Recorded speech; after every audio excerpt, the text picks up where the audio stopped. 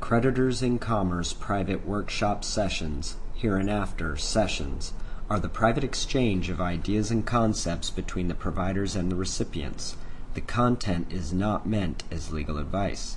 The use or attempted use of any idea or procedure discussed in the sessions, as applied to the recipient's own personal transactions, cases, or controversies, or applied to other cases, may or may not result in a favorable outcome or the same outcome as discussed in the sessions.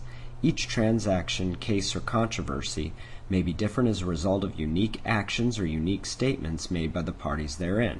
Each different act or statement in any transaction affects or may affect whether any procedure or idea discussed in the sessions is relevant to the recipient's transactions or that the outcome thereof will be depicted as in the sessions. The discussion of ideas or procedures in the sessions are not exhaustive of the subjects being discussed in any one session. Many ideas and concepts that can affect the outcome of any legal or commercial procedure are not discussed in any one session, and the fact that the recipients may not be aware of these issues may have an adverse effect on the outcome of the recipient's procedures. It is the responsibility of each party to understand his or her own transactions and to apply the appropriate and complete concepts necessary for a procedure.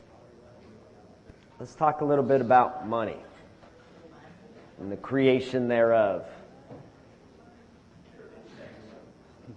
Okay. Good morning. How is money created?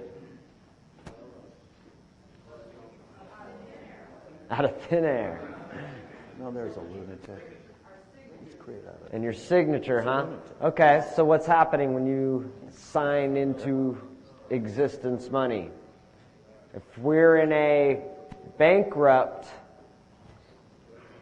society or nation, are they not borrowing money into existence?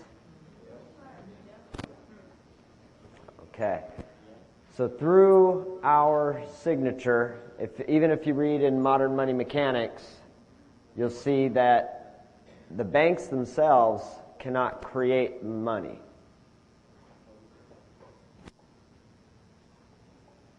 So we have promissory notes, checks, drafts, all these different instruments which we sign, and our signature is the loaning, the creation, the bank borrowing into existence this money.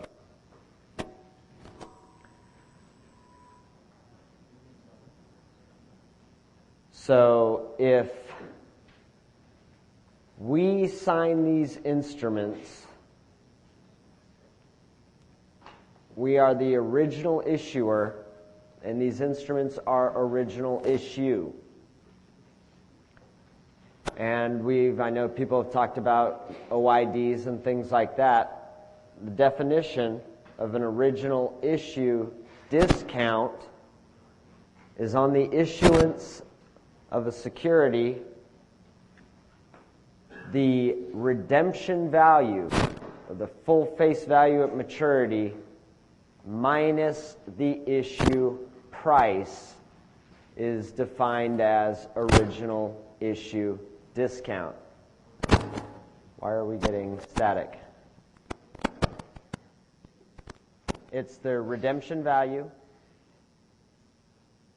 or the face value at maturity minus the issue price. So, how much are the banks paying you to issue new money? Okay, that's your issue price. So if the face value is the redemption value and the issue price is 0, what is the original issue discount on those securities? Equal to the redemption value. Now, when we're creating this money, see, we operate on a public finance system, and they're borrowing money into existence through the various instruments that you issue. And when we issue new money, see, in their infinite wisdom, the way that they structured the system was like, okay, we're going to allow the people to create all the money, to issue it and put it into existence, but we need some kind of a check and a balance because, when you have a society full of debtors, if we just let them on their whim create money, we'll be paying millions of dollars for a loaf of bread because, let's face it, we'll issue it all day long. So what do? They withhold your interest in the instrument from a liability account. Those of you familiar with double entry bookkeeping, whenever there's a credit to an account, there must be a debit to some other part of the ledger so that we come to a zero balance. It is a zero-sum game. So, if I have a liability account here in public accounting, credits are what are posted on my account to balance the issuance of new money. However, I have an interest in the money I create. The debits, since the Federal Reserve requires the bank to reduce its deposits when I issue new money. Liability side of the account, your deposit account, is the bank's deposits from which they fractionalize. So if they're required to reduce their deposits, when they debit the ledger to offset the credit to your liability account, they cannot debit it to another deposit account because Federal Reserve regulations say they need to reduce their deposits by face value of what you're issuing. So what account do they debit? The reserve account? What we're going to call it in here is an escrow account. You have a question? Yes, I do. Okay, and you have a microphone? Good. There's a basic accounting equation that says that assets is equal to liabilities plus owner's equity. Mm-hmm. In a bankrupt system, is it possible that that asset side has been set to zero? There is no money. All of the assets equals zero. And therefore, liabilities plus owner equity has been flipped around. We have liabilities equals negative equity. And all that we're doing in public accounting is looking at the liability side of the equation. And we actually have two accounts then. We have a liability and an owner's equity side that actually helps to explain escrow and the hidden side of the account. When we issue any instrument, is it possible that we're thinking we're issuing just the liability fund, but simultaneously we're issuing a credit or an escrow account and funding almost two types of money simultaneously that counterbalance and end up equaling zero? I would say it's very possible, most likely probable. We know that it's in double entry bookkeeping, it's got to come to a zero balance somehow, some way. So there's got to be something on the other side of the ledger that's balancing it out. And my way of understanding that was that we can, because they're equal but opposite, we can ignore or hide the equity side of the equation and only look at liability, because the other part can be presumed if you know about it. But if you just tell everybody about the liability side of things and that's the only type of money, then it's confusing and you know. Yeah, and here we are. That's what we use as money. We all pass around liabilities as money. So we know we're not passing around assets when we pass Federal Reserve notes and checks and drafts and promissory notes. They're all debt, forms of liability. So let's look at the issuance of a promissory note. I sign a promissory note for the purchase of a property. What we know is that it gets endorsed and that a seller gets paid. So when we sign the promissory note, just like signing a check, there's a deposit made into an account. It has both sides. It's equal. It's balanced. Then an instrument needs to be issued from this account, authorized and created by our signature from the note that we issued. Funds get sent in the form of cashier's check, electronic transfer, in some way, shape, or form to the seller of the property. Now what happens, just like when we issue a check, to keep everything in balance, they need to credit their deposits, which is to reduce their deposits by the equivalent amount that the seller's getting paid, and therefore debit an escrow account by that equal value. So again, the bank can't necessarily touch those funds yet until we've abandoned those funds that have been withheld in escrow.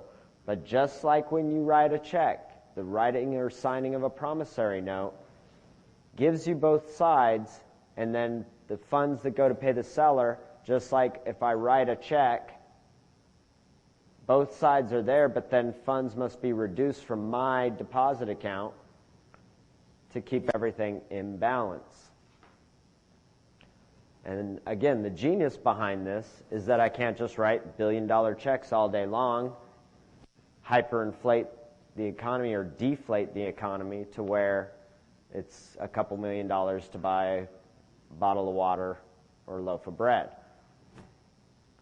So typically what we believe happens is that the funds that get withheld in escrow on these transactions, on the debits and credits of our transactions, are reported abandoned after an amount of time. IRS says that there is a testing period of 36 months on any funds issued. So that testing period, after it has passed, gives the bank the authority and ability to report those funds in escrow as abandoned and claim the funds. However, since it never leaves the bank, they don't have to pay a tax on it. It's just moved again on the ledger. Let's see. Now okay, go ahead. Yep. Can you hear me? I can indeed. Okay. What is the simple accounting of this? When you sign the note, is the bank putting that on the asset, on the debit side of the ledger, or the credit side of the ledger? When you sign a note, When you sign the note, the bank takes the note, and that is a deposited deposit. into an account where there's both sides. Well, I understand that. But you're going to list it as an asset, correct? With an offsetting liability. Well, what is a promissory note?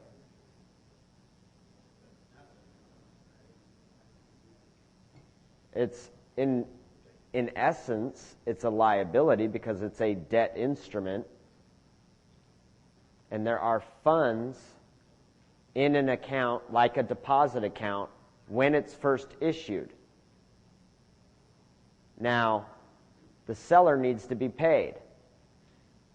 So the funds are created as liability funds because the seller wants to get paid in liability funds because we just love our debt. More debt we can accumulate in our account, the better we feel. So they want, in order for them to be able to pay the seller, there needs to be funds over on the liability side. Once the seller gets paid, there's going to be a credit to that account, which would bring it to a 0 on the liability side of the account. So now the deposits have been reduced equal to the value of the note. So if I sign a $500,000 note, there are $500,000 in liability funds at first until the seller gets paid. Now they must reduce their deposits, and that would bring over $500,000 into escrow. Do I have an interest in that $500,000? Okay, so we're going to lock that up there for a moment, up in escrow where we have an interest in it. Now let's talk about public financing. We have the public utilities and various corporations that operate on public financing.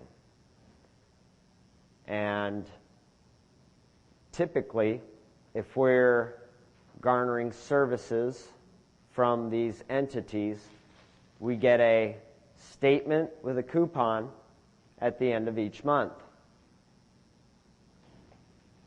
When a statement has a positive number on there on your bank account, is that good or bad? Okay, so when you get a statement from the electric company and there's a positive number in there, what is that telling you? That's how much money you have in that account, right? So, they send you the coupon, the remedy, the check for that account. Where are the funds going to come from for that? Is they are what? Publicly financed. So again, is it not my signature that authorizes them to pull this money into existence, so to speak, into a liability account where it sits, and rather than endorse and send the check in, most people send another debt to discharge. So they go, okay, we'll replace this debt with this debt. But now they're still holding that public financing, which was authorized by your signature. So those funds are now in escrow.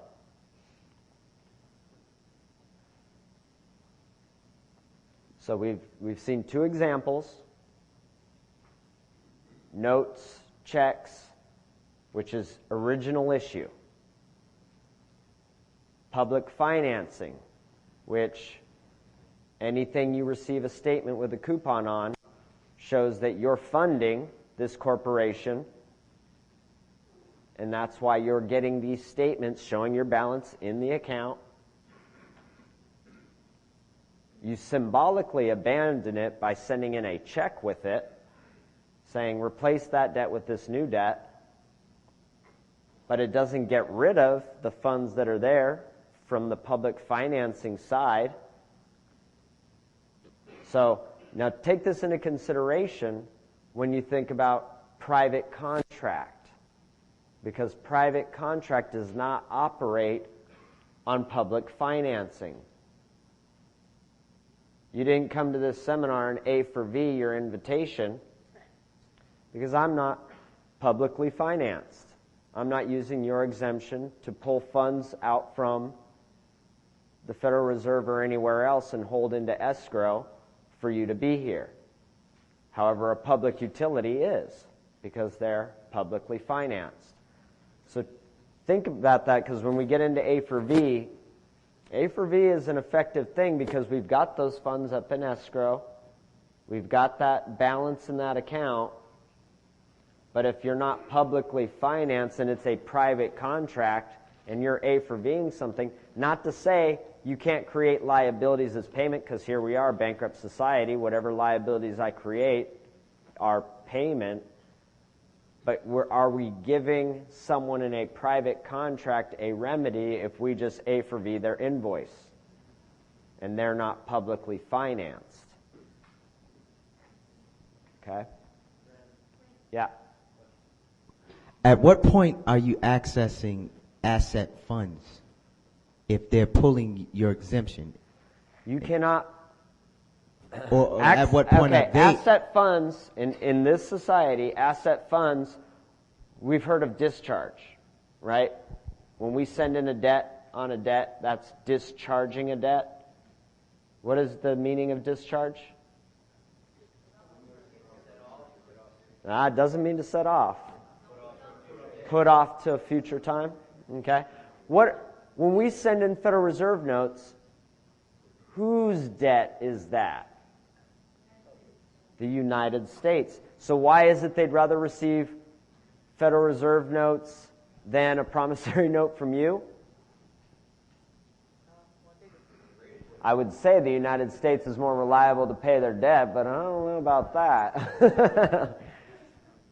But in reality, that's what it is. Our faith in trust is in that the United States can pay its debts. So we put faith and trust in their debt. So we're passing around debt of the United States as money. Brandon, would it be a help if I did a diagram visually in what you're saying? Okay, I'll try to get it large enough that people can see it. Maybe the video camera can pick it up so they've got a record for it. I apologize for not having a slide on this, but everything Brandon's telling you is absolutely correct, but sometimes people relate better visually to things than they do just in the spoken word. What I'm going to do is draw a vertical line here that's the bar between the left and the right. The credit side is always on the right. The debt side is always on the left. Remember, under the Constitution, it says in the Articles in Amendment 9 and 10, no power given to the federal government exists unless it was given to them. Nobody gave the federal government the power to create money out of nothing. 9 and 10, it said if it wasn't given to the federal government, it's retained by the states or the people. So if anybody can create money out of apparent nothing, then it isn't the federal government, it's the states or the people. At no time were the states given the authority to create money out of nothing. So then, presumptively, if that power exists, it remains with the people and not with any part of government. Now, if a government which can create corporations hasn't got power, when they create something, they can't give it a power that they themselves didn't have. So the Federal Reserve cannot create money out of nothing because they were created by treaty through the federal government, so they do not have the power to create money out of nothing. So all these people that are saying government is printing money are absolute lunatics. If the power exists, it comes from you. You either gave it to them expressly or by implied consent. Okay? Now what we're talking about is, here is stick figure real man you. You sign a promissory note, which is your private capacity promising to deliver money out here in the future. Never mind that there isn't anything called money and it doesn't exist. It's an illusion. You created that illusion because you're the only one in their scheme that was presumably authorized to do that. We talked about authority and authorization yesterday. So Scripture says whatever you promise to do, that you will do. Now you've created that on the private side over here because nothing in public authorized you to do that. When you created that money, $1 million, you passed it through the bar over here, and there's going to be some public institution or a bank over here which is going to act as an agent to receive your offering. Now, we say that this promissory note was generated under the Uniform Commercial Code rules, which basically made it a negotiable instrument. There is wording on the instrument that says, pay to the order of. In the wording of the negotiable instruments law, that becomes a negotiable instrument, and under the UCC, it appears as though it complies with Article 3. However, this came from the private side, not the public. Because of that, can they use private money in the public? Will they recognize it? Can you go down to the grocery store and say, pay to the order of Kmart or pay to the order of Sears, hand them your promissory note, and they're going to put it in the cash register? No, because they'll say, this isn't dollars. This isn't money. How many times have you passed a note to the bank to pay off your mortgage? You get some letter back that says, we cannot accept this. This isn't dollars. What they're telling you is this is money of a foreign land, not our land. Now they've got a secret over here that the banks know. When you pass that promissory note to them, it's private side money and they cannot use it in public. So what they do is they take your instrument, they go through a registered SEC party, and the registered SEC party takes it to a Federal Reserve Bank. The Federal Reserve Bank takes it and it goes up to the depository trust company. So if you want, they sell it at face value, just like Brandon said to you on the note, because it's an original issue discount. They sell it at face value to the FRB, which is recorded in the DTC. Now, yesterday I told you what was the purpose of the Social Security account. Keep track of your property. Didn't you create your note? Isn't that your property? What is the value of your property you created? Face value, $1 million. So what do they do in your Social Security account at the DTC when they get your note through the registered SEC agent? They credit your account and increase your account by face value $1 million. They now have $1 million more asset of your property recorded at the DTC. Does it make sense? You just increased your assets. But you don't hold them, they hold them for you. Now, everything must balance, so they got to set up an escrow up here, and they put $1 million in that escrow because they're going to debit this escrow, and they're going to send the funds back to the FRB, and those funds are going to be written in liability funds to the SEC, and the SEC then is going to pay the bank $1 million in liability funds. So you've got an increased asset and you've got an increased or decreased or increased liability on the private side. We're partially overshadowing. I'm putting on here actually Okay. your diagram of this. Oh, okay. I've got a diagram of this? I guess you do.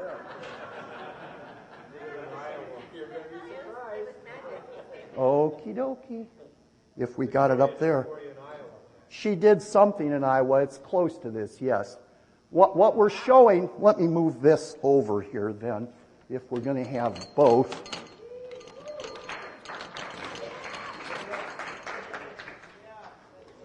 What have we done? There we go. Okay. Well, on the board then, on the board, They can't see. Here, there's a laser right there. push the button and we've, Push the red button. The red one at the top, yeah, that one. okay. The whiteboard to the right.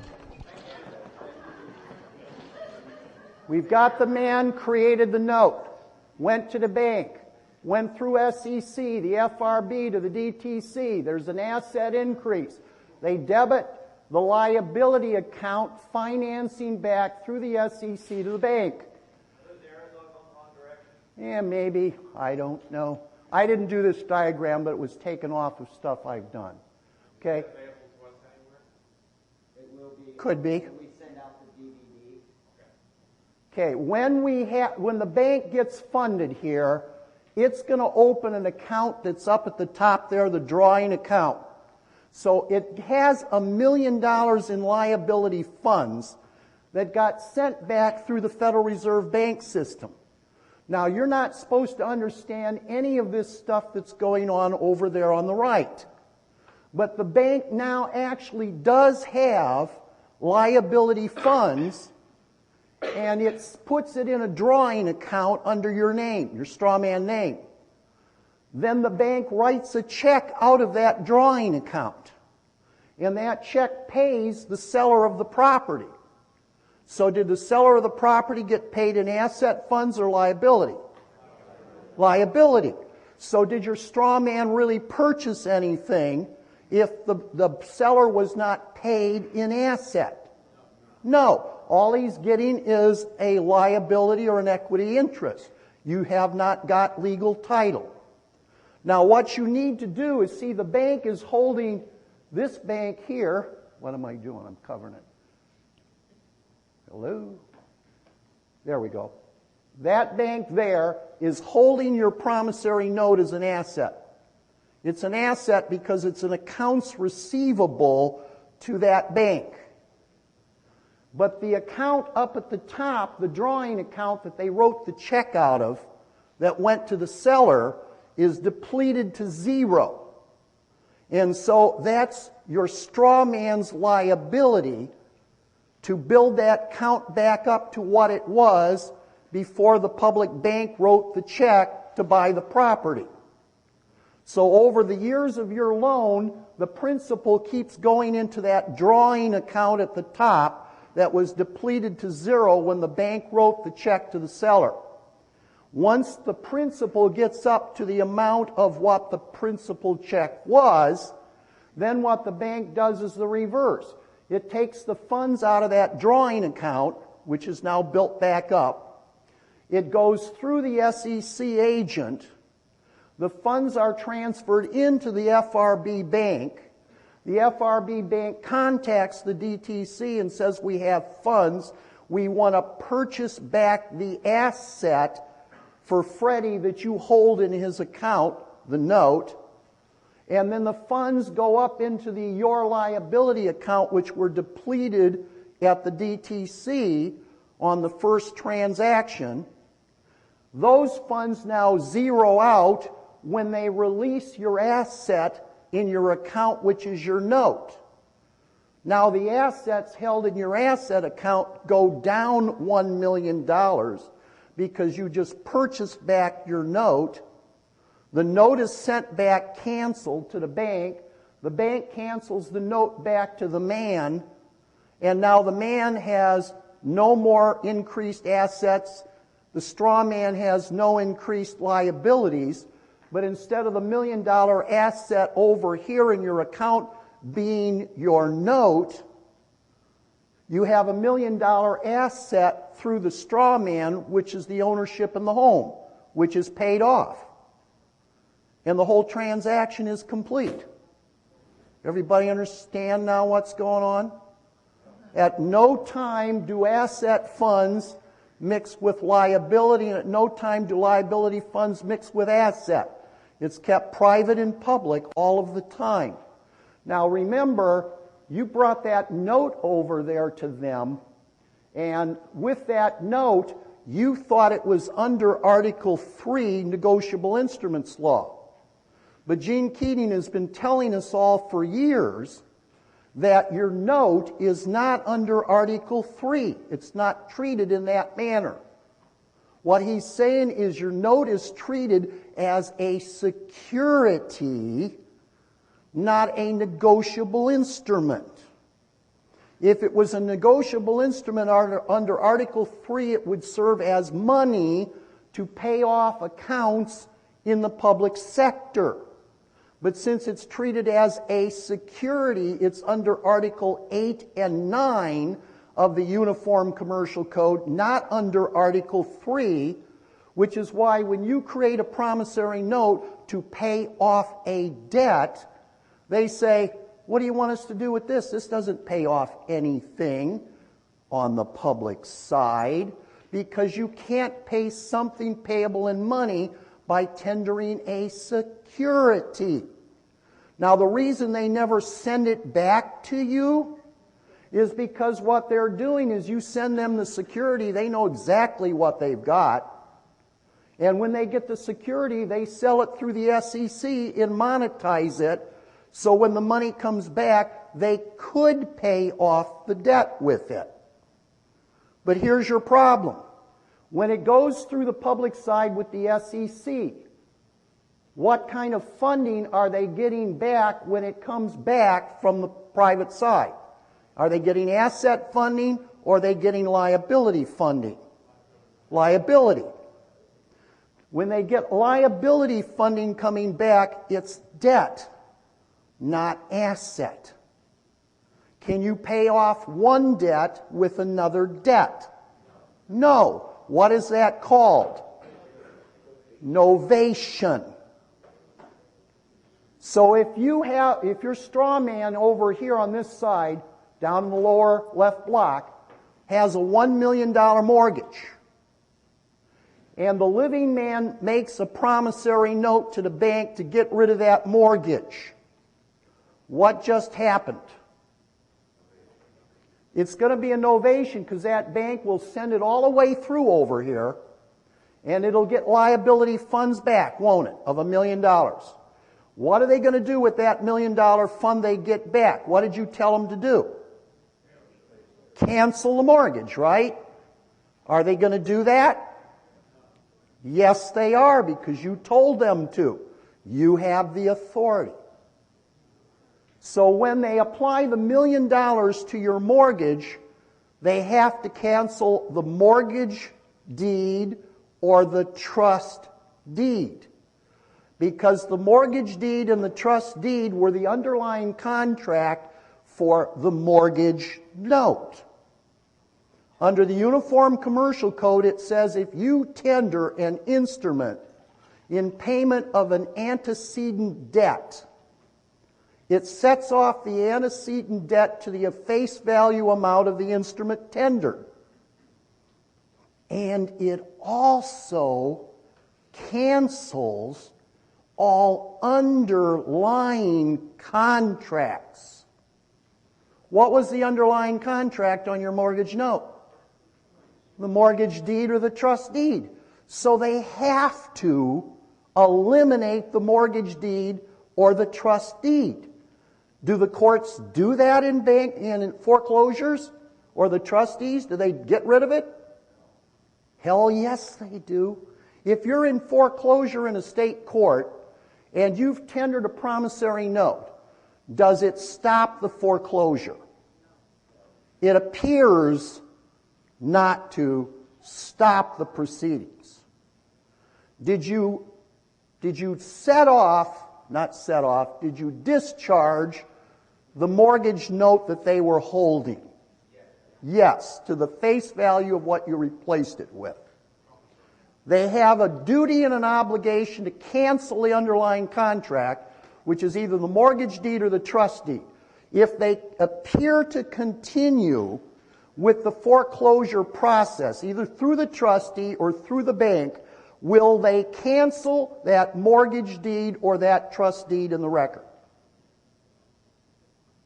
Absolutely. But when they do that, doesn't it appear that they're doing that in association with someone else purchasing the account? Isn't that what the illusion is? In other words, the foreclosure in court never seems to stop. And then it goes to a sheriff's sale and you are protesting because you've presumably gotten rid of the mortgage. Okay? But nevertheless, they object to everything you're saying.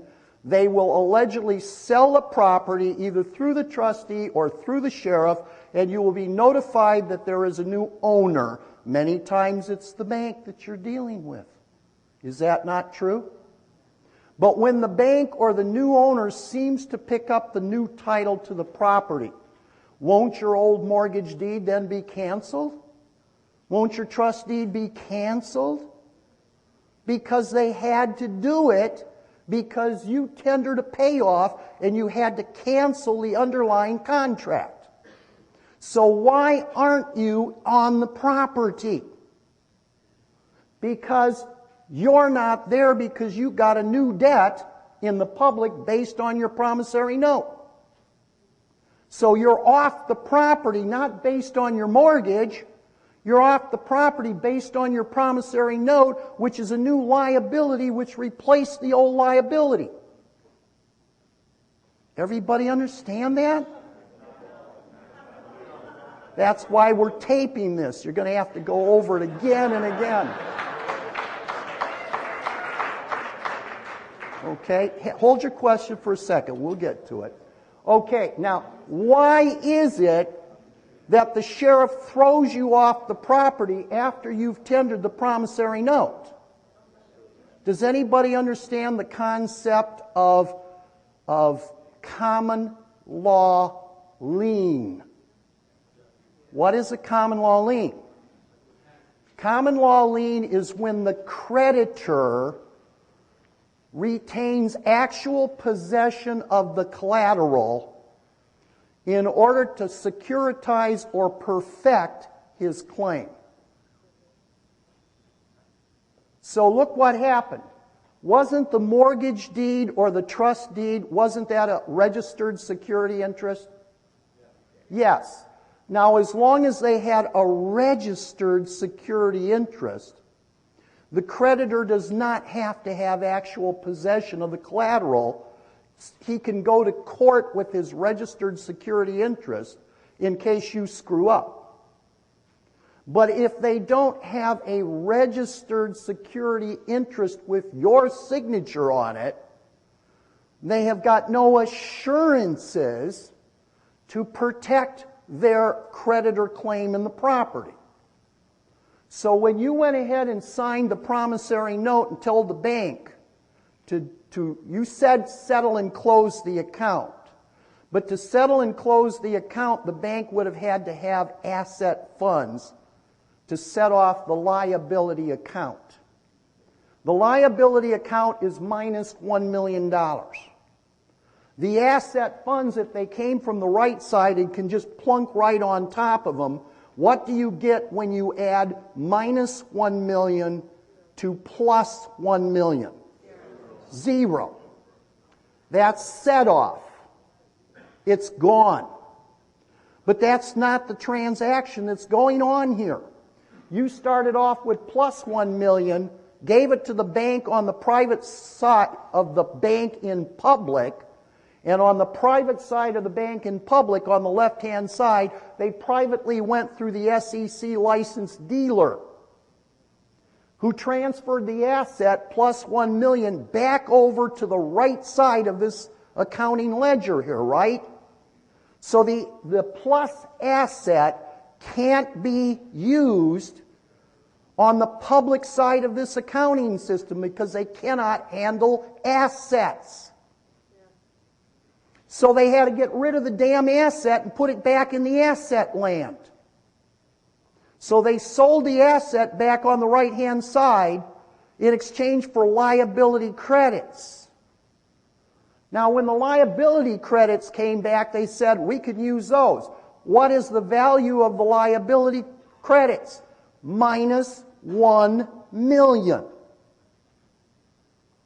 When they went to the account, the escrow account that the straw man still owed, you're looking at applying minus 1 million to an account minus 1 million.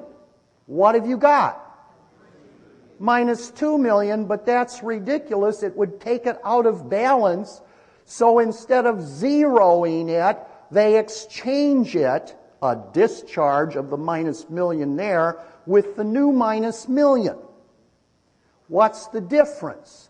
The minus million that was there was owed by your straw man corporation. When you brought in the new minus million through the SEC, that's public liability, not personal liability. So they gave you a discharge based on the fact that theoretically it was public liability. But wait a minute, isn't that bank on the left still holding in a correspondence relationship with the DTC your new promissory note for another $1 million? So in reality, if you'd have given them Federal Reserve notes, you'd have walked away and the debt would have been passed to the public in general. But since they're still holding a second note where you promised another $1 million, the Federal Reserve notes that came back to pay off your mortgage still has underlying it your promise to still pay that $1 million personally out of your corporate account, not generally through the public. So the foreclosure goes on under the assumption that, yeah, you paid off the first debt, but you still owe us $1 million. And how are we going to collateralize that new $1 million that you created? Because the $1 million you create would create havoc in this society unless it's pegged to commercial energy appearing through something everybody wants and desires, like a home. So what is really underwriting the note that you're creating? Is it a mere promise, or is it the collateral for which you intend to use that money to acquire the goods which represent the substance underlying the value of the money that they allow you to circulate in the society? So since your new promissory note paid off the collateral of the home, they assume that the home still has to be the collateral underlying your new note. However, they haven't got your signature on a recorded security instrument to link it in a registration to that home. So what do they have to do to securitize your new note? They have to seize the collateral, which is the home, and take physical possession of the collateral as their security against your new promissory note. That's called a common law lien. The creditor has possession not because it's his property, but because he needs to have possession of the collateral in order to perfect his title in the IOU. So the sheriff will always come and throw your ass off the property and give actual possession to the one who bought the claim through the foreclosure, which represents the fiction of the new interest in your new promissory note. Now, what have you just done by this process that you're dealing with? It appears as though you have done nothing at all, right? Because you're still out of the house. You haven't got possession, and that's what you want. But isn't that $1 million promissory note your asset? Certainly it's your asset. You're the creditor. Remember yesterday the dual trust? They want you to believe that you're the foreclosure guy in Box 6. But how did Box 6 get his ownership name on the property? Because the assets of Box 1 financed it. So you're the creditor if you think in those terms. When you came back and generated this second promissory note to pay off the old mortgage, we said under their law 2 things are necessary. They've got to accept it as a money. They do. They pay off your mortgage. Secondly, they said if you use it to pay off an antecedent debt, they got to cancel the underlying contracts. So the mortgage deed and the trust deed are gone. But you're confused because you don't see this picture in your mind, and you think that they proceeded with the foreclosure after you did everything right. What they do proceeding with the foreclosure is the illusion that you don't understand what you did, plus they have to give possession to whoever sucks up the replacement of your debt in that bank until you pay off the debt. and they need the physical possession to protect their title.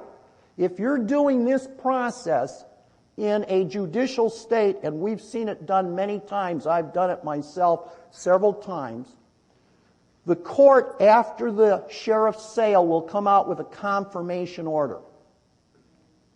Ordinarily, on the confirmation order for most bankruptcy, or for most foreclosures, the confirmation order will say, yada, yada, yada, everything was done legally and lawfully, and that the bidder at the sheriff's sale or the trust sale was done in accordance with law. He was the high bidder under the law, and all rights, titles, and interest of the previous owner, is an owner a debtor or a creditor?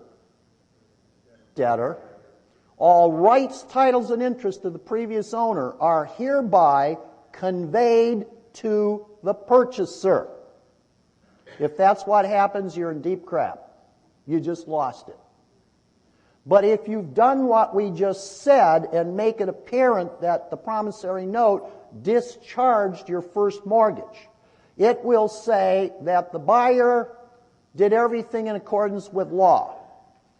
And the sheriff is directed to make out to the purchaser a sheriff's deed. And for the protection of title to the purchaser, he is hereby subrogated to the lien hold creditor's interest. What did they just say? That whatever the bank had, that's the lien hold creditor, the purchaser has now got. It will not say all rights, titles, and interest of the previous owner are hereby conveyed to the purchaser. So what did the court on the confirmation sale say about your interest, your corporate interest, in the property? You haven't lost anything. Why did the purchaser get subrogated to the lien hold creditor? Didn't you pay the bank with the promissory note? So whatever you did to the bank, you did to the successor. That's what he inherits. What has he inherited as a title on the property? Raw interest in collecting the principal that is still owed through your second promissory note. Now, the Uniform Commercial Code says that when you tender that debt, not only does it stop all underlying contracts, but it stops all interest and collection costs. So what have you just done to the purchaser? All you owe him is raw principal on your second promissory note. Whatever was still owed to the bank that had not been built up in their escrow account by the straw man. So if the original mortgage was $1 million, but you paid half of it off in principal, you still owed that bank $500,000 when you gave them the $1 million promissory note. Then what is inherited by the purchaser at the trust sale or the sheriff's sale is $500,000 in equity. Once you deliver to the purchaser $500,000, what if you have a right to as far as your corporation with relationship to this property? You get possession back and you retain all of your previous interests of record. So they canceled the mortgage note. The successor took raw possession in order to have something by common law lien so that you will be incentivized to go ahead and pay him back what you still owe him on the second note without interest or collection. And once you pay that back, you now should be able to do an administrative procedure in order to get his consent that the debt has been discharged in his language, and that you have right of repossession and use of the property. Is that what you thought you were doing? Now, if you want to have a legal opinion as to what I just said, go to the Georgetown Law Review. I think it's in 1986 or 87. It's an article by a woman attorney, and the name of the article is something like The Sheetar, and it has a subtitle name to it. I may get it in my mind in a minute. You're dealing with a statute staple. Look that up in your dictionary. A statute staple is a death contract.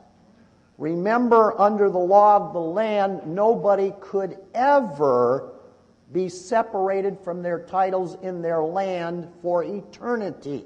That was the purpose of the Jubilee. Even if you used the land as collateral on a loan in the Jubilee, it would return to you or your family members.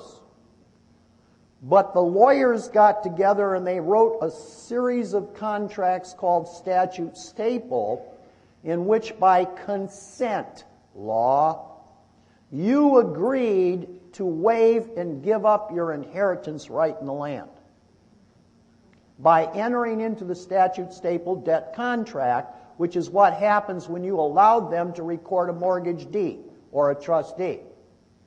But by tendering them the second promissory note, you killed the statute staple, authorizing the ability to redeem the land and regain title. And I just told you how to do it. Now, if you understand the process you intended to do, you wrote a promissory note from the man on the right-hand side, which is the credit side of the system. Why did you tender it through the public institution?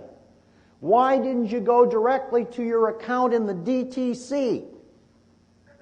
Why didn't you tender the note to the instead of a note to the DCC, a promise to pay, why didn't you deliver a money order to the DTC? To do what? Debit your asset account by the $1 million. If you debited your asset account by $1 million, what are they pulling out of the asset account? Plus $1 million or minus $1 million? Plus. And if you could negotiate with the CFO of the bank on the left-hand side, doesn't the CFO's office straddle that line so he can go private? And if you had the DTC and the FRB deliver the debited account of $1 million through to the CFO, then the CFO got what when he received it from the Federal Reserve? Did he get plus $1 million or minus $1 million? Plus. What could the CFO do with the plus $1 million? If he attached it to the drawing account up there, which was minus $1 million, what would happen? Zero. You have set off your mortgage. There is no residual debt. They cancel everything because with the $1 million now that went in up there, what they need to do is that old mortgage that was back over here was based on what instrument? It was based on the promissory note, the first promissory note, right? Okay, so we've got to cancel out all that old process. How do you cancel out that old process? You put in a 1099-A on the original promissory note. The 1099-A goes to the IRS. Isn't the IRS on that bar line there? And so the IRS is going, oh, they originally intended an acquisition. Could the CFO of the bank now do a 1099 OID? When he does a 1099 OID, does the FRB transfer minus $1 million to the bank on the 1099 OID? You bet. Where did they get that minus $1 million from? From your asset in your asset account, which is still that old $1 million promissory note. So they take the $1 million asset of the old promissory note out of your account. It lowers your assets by $1 million. They use that asset to fund the 1099 OID back to the bank at a minus $1 million. You've now paid off the original mortgage again, so that with the minus $1 million, they can send that through the SEC, the FRB, to buy that old note, to cancel the old note. So the first thing you did is a new process to get them to zero the account. Then you went back to clean up the old process that you screwed up many years ago by putting in a 1099-A so that they could redeem the old note back and cancel it out and get rid of their mortgage over there again. So there's no residual of anything going on, except for the fact that didn't they put a lot of payments on the liability side in that escrow fund from all your mortgage payments over the years? Where did they get all those funds and earnings from? What authorized them to do that? Your signature on the original promissory note. So they've been making earnings and money over all those years on your signature on the original promissory note, and it's up in an escrow account. Can't you now write the bank and ask them to release those escrow funds which belong to the living man? He was the authority for them, and get all of those refunded back to your straw man through a 1099 OID filing by the bank. And if the bank files a 1099 OID, can't your straw man file a 1040 return claiming that there was massive withholdings and it needs to come back to me? What part don't you understand yet? That we are in control as a creditor and they're just jerking you around.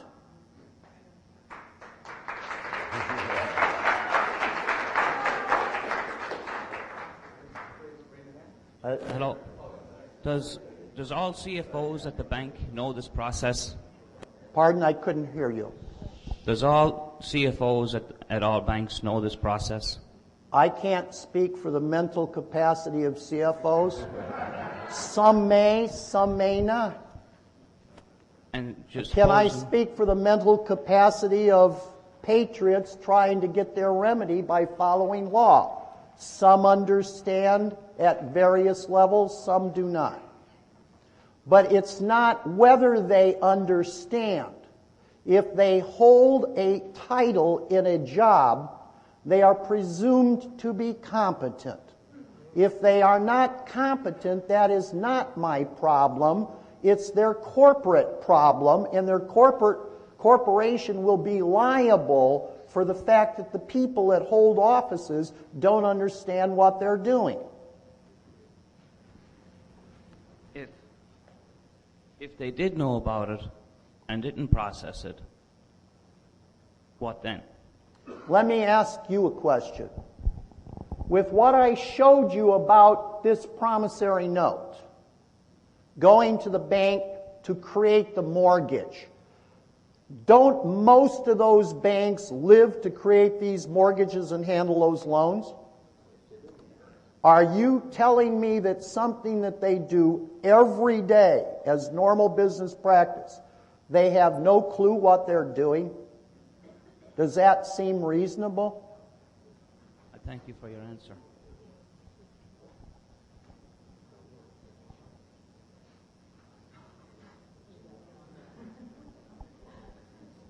Jack, who holds the tax liability on the security that we create? The tax liability is based on income denominated in debit or liability funds.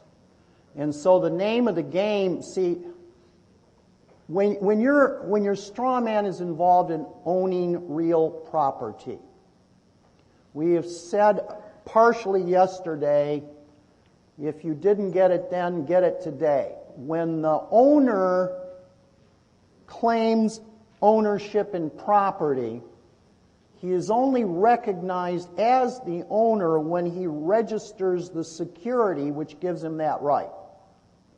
So the deed is the security for the ownership of property.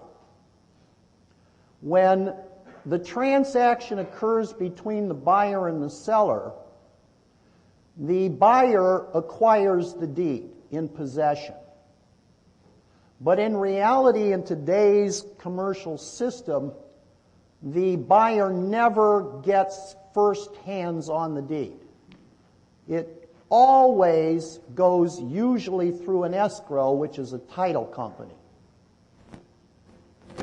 And since most all conveyance of real property is done under some kind of registered mortgage or debt, the contract with the bank, quote, loaning the money to the corporation, unquote. Now, when the bank says we're loaning you the money, what part of that process constitutes the loan of money as far as the bank is concerned? When the bank deposited the $1 million that came back from the DTC and the FRB in that drawing account, it was under the bank's control, right?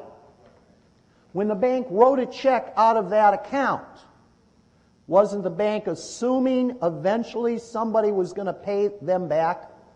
The loan constitutes the drawing of the check out of that account to the straw man's credit. So who took out the loan, the living man or the straw man? Straw man. He's the debtor's side of your corporation.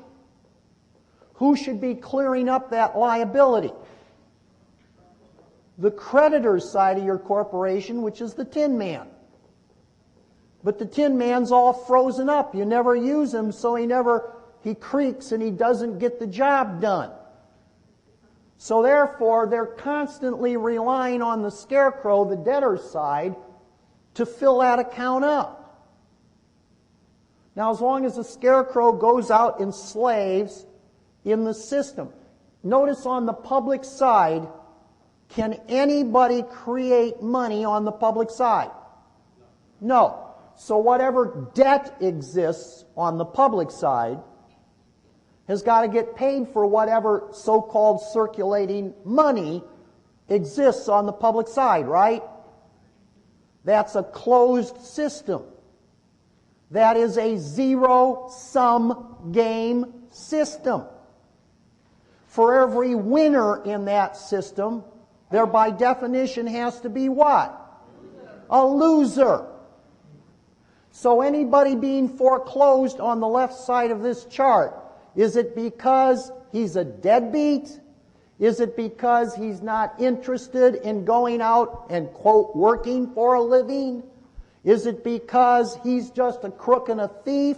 Is it because he wants a handout and doesn't want to do his job? Or is it the roll of the dice that somebody else got their hands on the circulating funds, which he needed to pay his debt, and because it's physically impossible now to get his hands on enough funds to pay the debt, he's been the designated loser. And as long as we have less than 50% designated losers, the rest of the winners go, oh, you know, Joe, he's just a deadbeat. He doesn't want to work for a living. Or unfortunately, he's in a company, he didn't see the times changing, and nobody wants his widgets anymore. He should have been smart enough to change direction. We don't need family farms anymore. We don't need manufacturers anymore. Why, everybody ought to go out and build golf courses for a living. You see what's going on? What is the only thing that relieves the pressure of the public system in the zero-sum game? What is the only way that it's a positive sum game so that anybody with a constructive idea can succeed? How do we achieve that? By understanding that you're on the right-hand side and you can create unlimited funds as long as the funds you create are attached to some productive effort that somebody wants to acquire. So the left side of this chart is the world of death. And the right side of this chart is the world of life.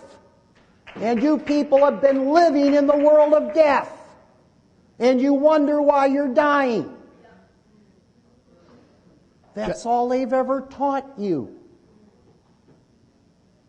But if you have a problem in the world of death, can't you at least start with the set-off? And if you understood that you could get access up here to your asset account, which was God's gift He gave each and every one of us when we were born into the world. And the bankers took your gift God gave you, and they said, we'll put the gift God gave you, being born into the world, in our account for you because you people are incompetent to handle God's gift. And we will piecemeal out to you pennies on the dollar whenever we think maybe we need to give you some kind of a little payoff so that you'll go away and let us operate your account. You people have no idea what God gave you. But you're acting like incompetent children, so He put a babysitter called the FRB, the DTC, and the IRS over you until you came of age and you are competent enough to handle whatever it is God gave you. And you're out there blaming who for your life? God first, and then all of the babysitters He put here. You're blaming the DTC, you're blaming the FRB, and you're blaming the IRS. When the hell are you going to take over the house by showing mom and dad you're competent and don't need a babysitter? It starts with money, it ends with money. If you don't understand what they did to you in the commercial world, your political freedom is there. Go out and do whatever you want. But if you owe a debt, we don't care what your political freedom is. We're going to pull you in until your commercial accounts balance. They're controlling you by commerce, not by freedom. You could choose whatever friggin' religion you want. If you want to believe in witches, you can go do that. You can do any damn thing, you women, with your body. We don't care. Act like pagans and sacrifice your children to Moloch. We don't care. But sooner or later, if you don't understand contract, which is the covenant between us and God, which is referred to as law, and you can't keep up on the contract, which is the law, you guys are not going to have any of your remedies. They don't care about your politics, your religion, your freedom, as long as we control your purse strings. Isn't that what Rothschild said? They're controlling your purse strings. But they're only doing it because you're authorizing them to, because you're not competent to take control. Jack, I hate to sound redundant, but at the same time, when we create these securities, we have an interest in the securities because we can create them. We're the lender. As the lender, we have to report this as our income. As income, when we... Wait a minute. Hold it. Is this a security? Where did you create these funds? On the asset side or the liability side? I create these funds on the asset side.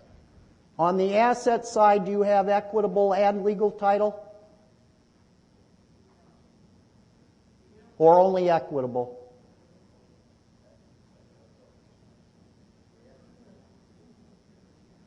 Hello? It's equitable. I thought I was getting one of those doors that was no answer. It's equitable. It's what? It should be equitable, right? Hell no. No. You created the promissory note on the right side, didn't you? Yes. Isn't that the asset side? Okay. Who is the trustee between you and the creation of the piece of paper?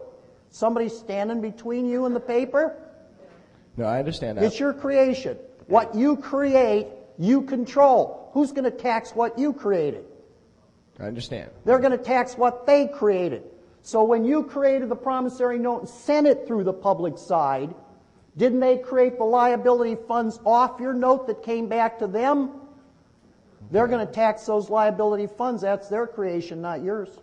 But it proceeded from yours, but it now has Caesar's imprint on it, not yours and God's. Well, now when we have the offer and we create the security to secure the offer, is that not our income? Do we not have interest in that? Anything that's on the liability side is controlled by corporate United States.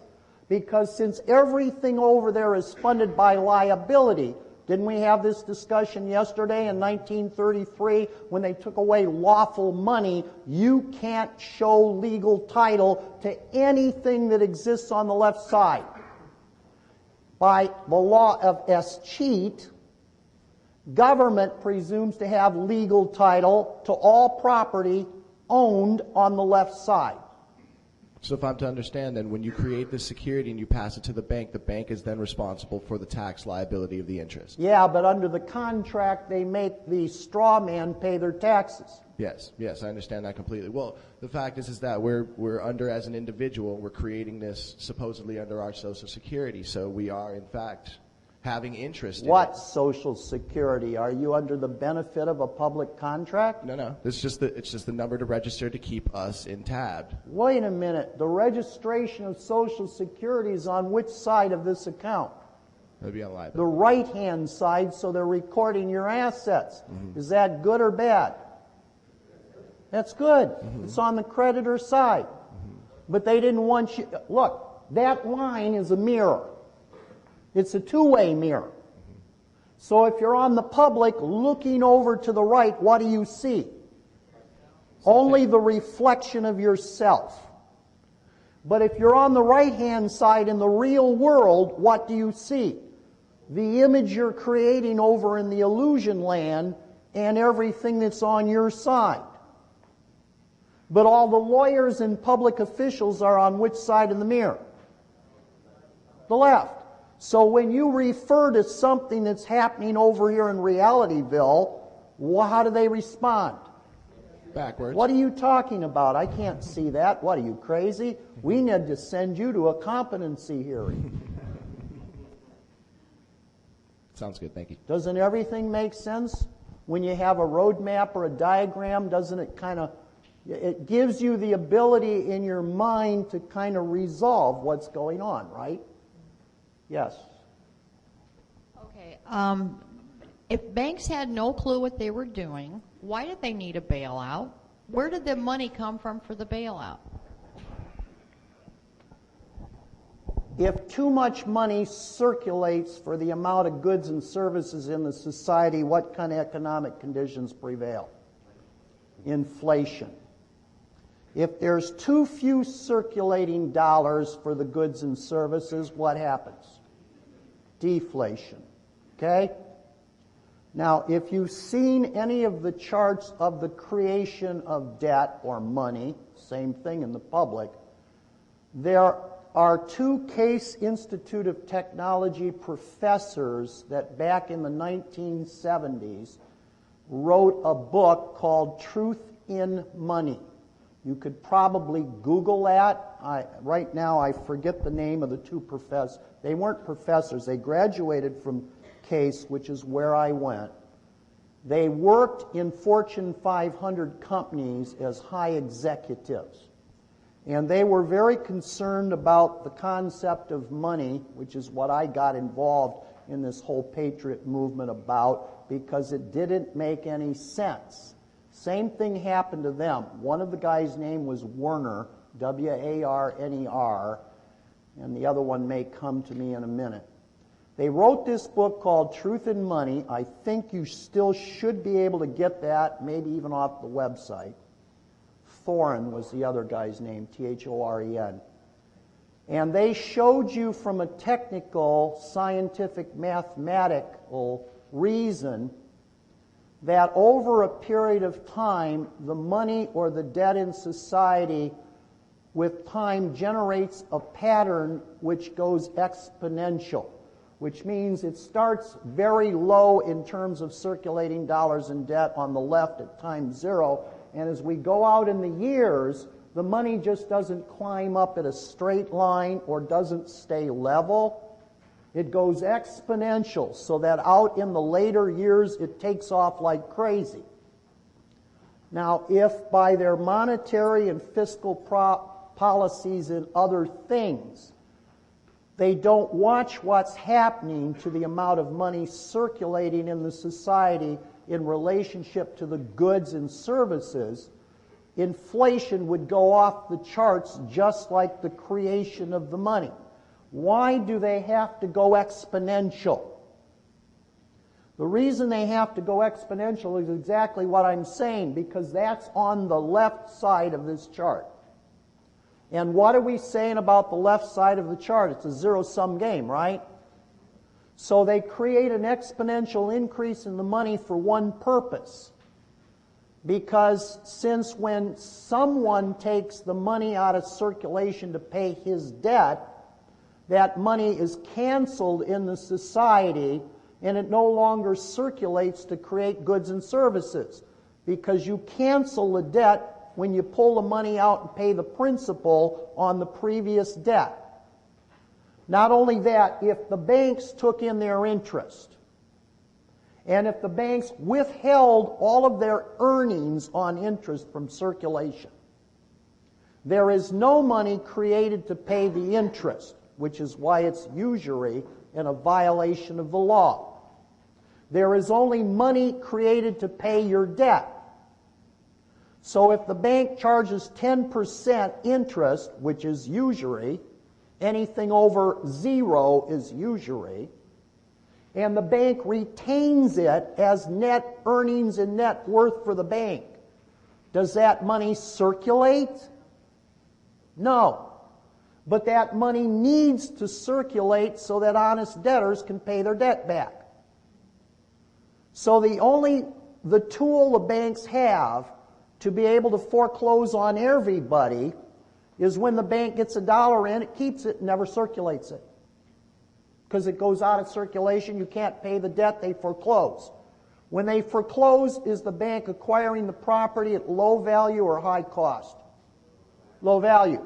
Then when the banks turn around as a group a decade later and loan all kinds of money into existence again so it's even, then doesn't the demand go up for the property once you're able to acquire money on loans? And are the banks selling high or are the banks selling low? High. So where are the banks making their biggest profit? On jerking the economy or on living off the interest? Jerking the economy. So it's a zero-sum game. For winners, there's losers. We just said the banks are winners and the people in the society are losers in the zero-sum game, because you don't know about how to relieve the pressure by coming from the right-hand side. So your question dealt back with what's going on with the bailouts. What happened, the money that has been created under Bush was incredible. Wasn't everybody saying Republicans are supposed to be conservative? Conservative people don't live beyond their means. They don't create debt that they're not going to be able to pay back. You're living in the right-hand world in your mind, but in the left-hand world by constraint. And you're applying right-hand world principles of positive sum game to the left-hand world principles of zero-sum game. Because in the left-hand world, if everybody doesn't go out when the economy has no money circulating and take out new debt which creates circulating money, you're going to really get screwed, which is what's happening. And screw the concept that we don't want to take on new debt because we can't pay it back.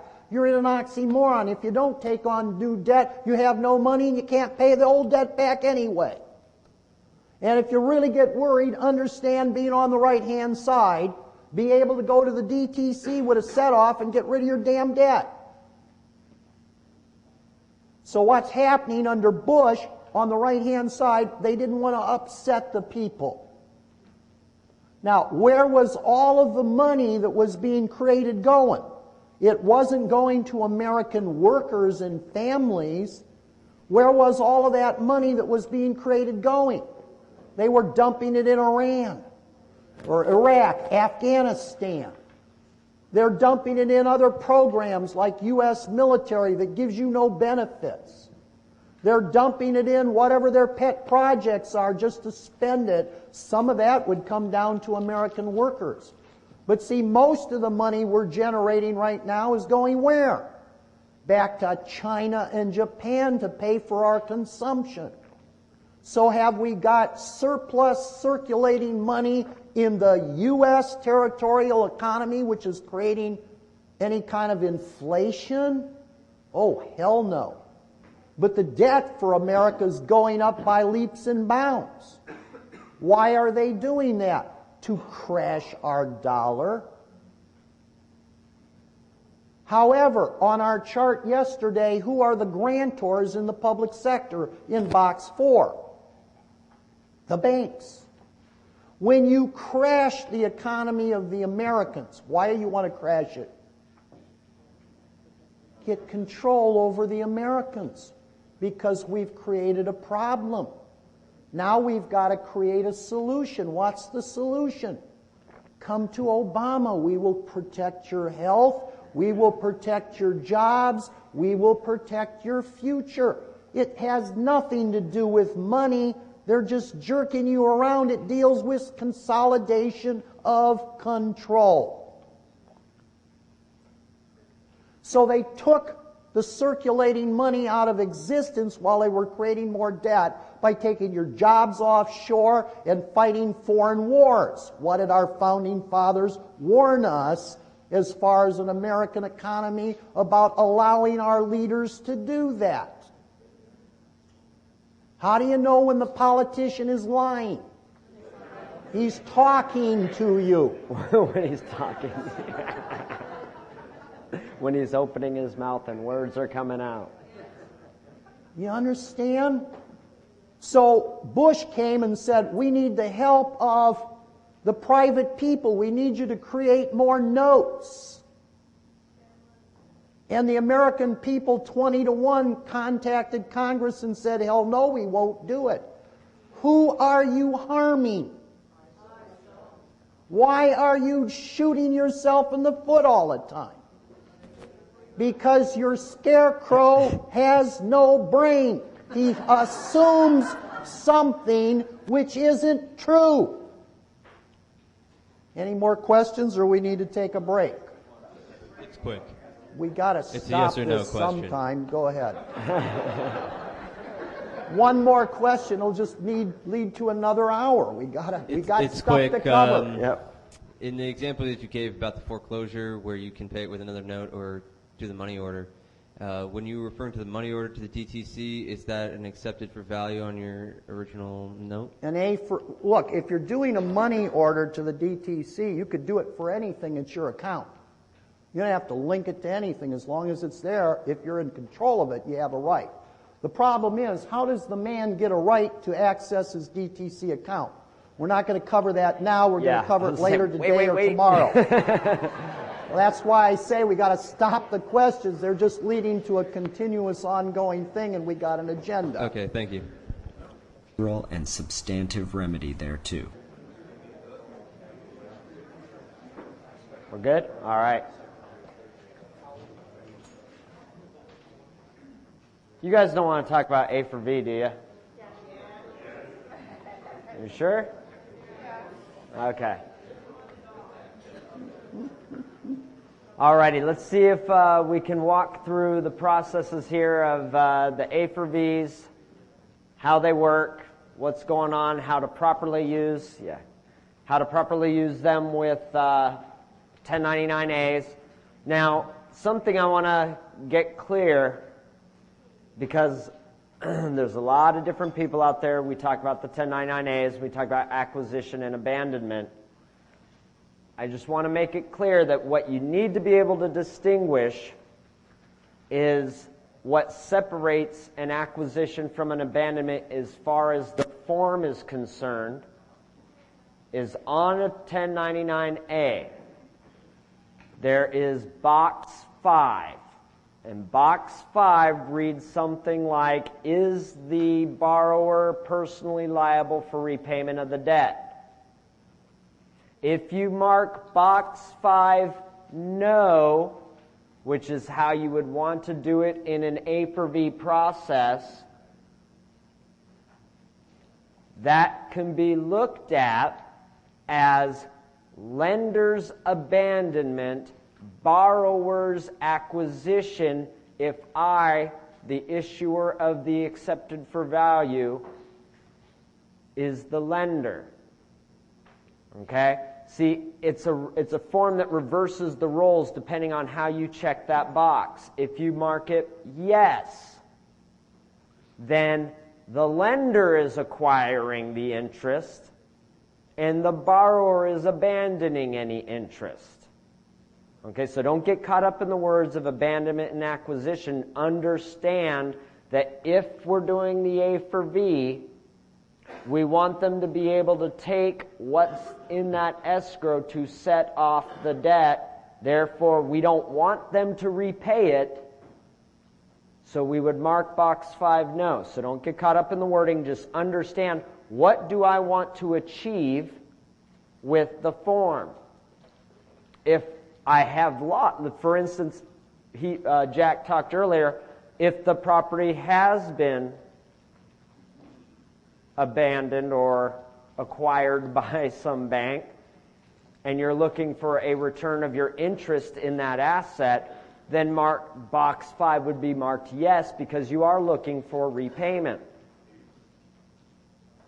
But if you're looking to use it with the A for V and using the asset to set off a debt, you would mark box 5 no. So that's just, I wanted to put that out there so that you don't get confused, because I've heard different gurus use acquisition and abandonment interchangeably, and because you don't have the understanding, you don't know really what they're talking about and how to distinguish what to do on the form itself.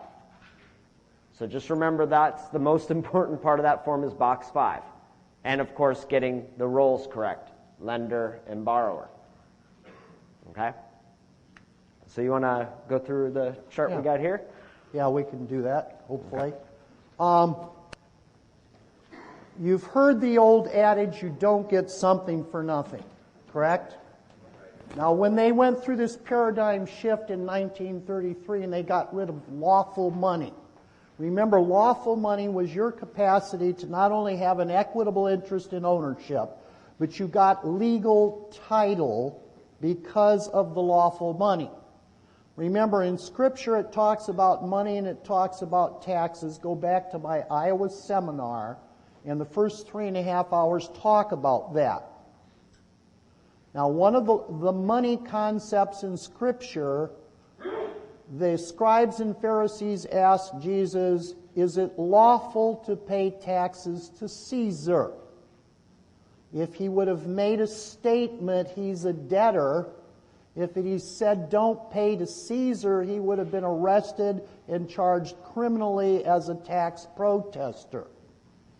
On the other hand, if he would say, we have to pay Caesar taxes, there was a great patriotic movement in Jerusalem of the time, and the patriots were really upset with the democracy military overcast to their society, i.e. our democracy today, where the national government has overrun our states. And the question that Jesus asked the questioners, asking, was whose image is on the money? Under the lawful money, we had Lady Liberty and an eagle.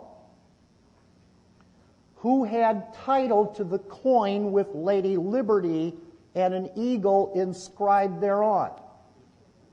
The one who held the coin had legal and equitable title. The value was in the thing used as the money. It had as much inherent value as its use in society as money. So you were not buying and selling with a lawful coin. You were bartering and exchanging, and there was no buyer and there was no seller. You were giving equal value for equal value. There was no gain on the transaction, so there was no taxable income. However, today's money has the inscription of dead presidents, Caesar. When you use Caesar's paper or coin, you are using Caesar's property in your commercial venture.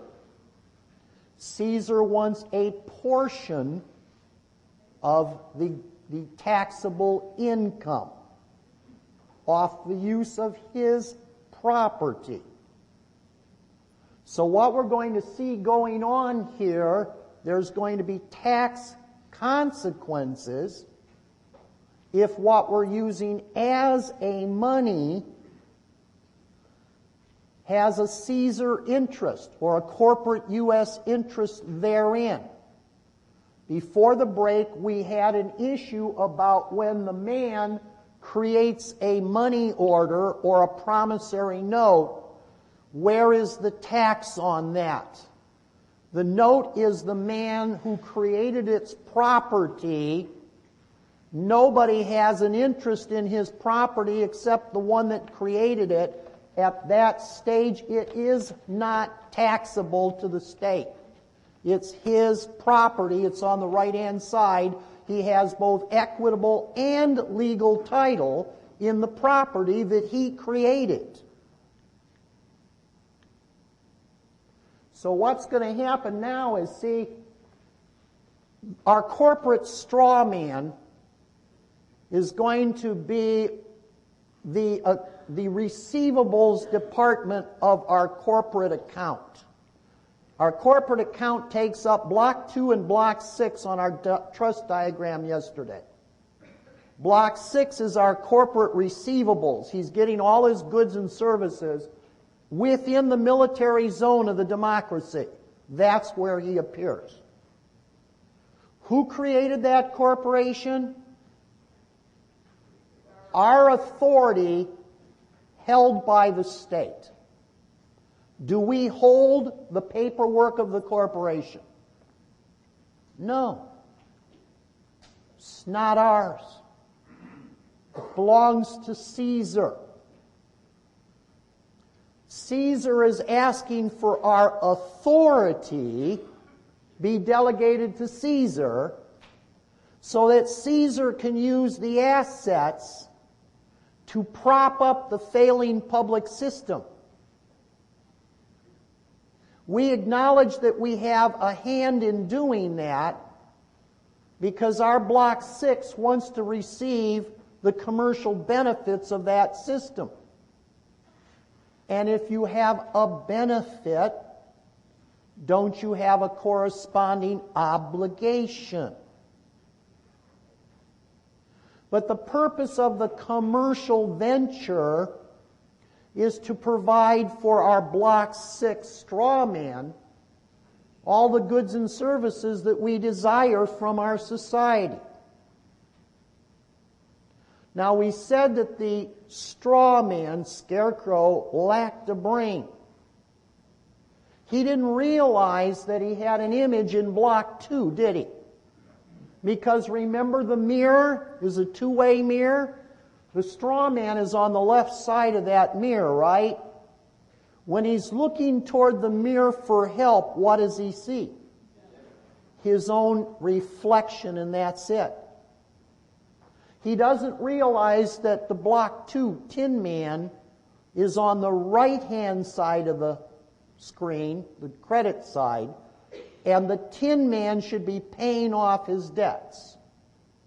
The purpose of what we're showing under A for V, R for V, and another version which isn't here, which means why even go through the public to the CFO privately? Why don't we just stay on the right-hand side and settle all our accounts through the Tin Man on the right-hand side, but by letting IRS be our agent to cause funds to flow through the Federal Reserve Bank to the public side to settle the public debt without ever transferring through that line directly.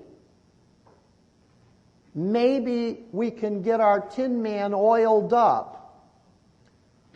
do a set off on these accounts so that they're zero and there's no escrow or residual of these ongoing debt by merely creating novations. And if we do that, aren't we assisting the public by not increasing the public debt? So we're a benefit to the public, which are the fiction straw men, if we set it off by asset payments. Aren't we tax-free in that transaction because we're doing it with credits that we create that aren't dead president issued, so there's no tax consequences? And so we are operating outside the taxing authority. But all of the suppliers of goods and services on the public side are getting compensated, so they don't have any damage. They don't have any prejudice. We have access to so many more funds to play in the consumer market, coming from the positive sum game commercial enterprise on the right versus the zero sum game commercial enterprise on the left, that couldn't we expand the commercial markets on the left by the infusion of private credit on the right, creating more sales and a bigger market to the public system on the left? Didn't Obama say to you that we stand at a crossroads in our nation where we can create a stronger, better United States of America if we can activate the private side of our economy to revitalize our American experience? What is he talking about? Isn't he colorably telling you that there is a paradigm shift going on here? And that if we keep thinking in the limited capacity of debtor-consumer, we're going to go down to oblivion? But if we open our minds to the concept that as the private parties, we are authorizing so much more creation in our society that there is no limit to what we can't accomplish. But if you keep thinking in traditional economic terms of the public, you're not with the modern times and you're going down. I thought of a theme of my part of this weekend.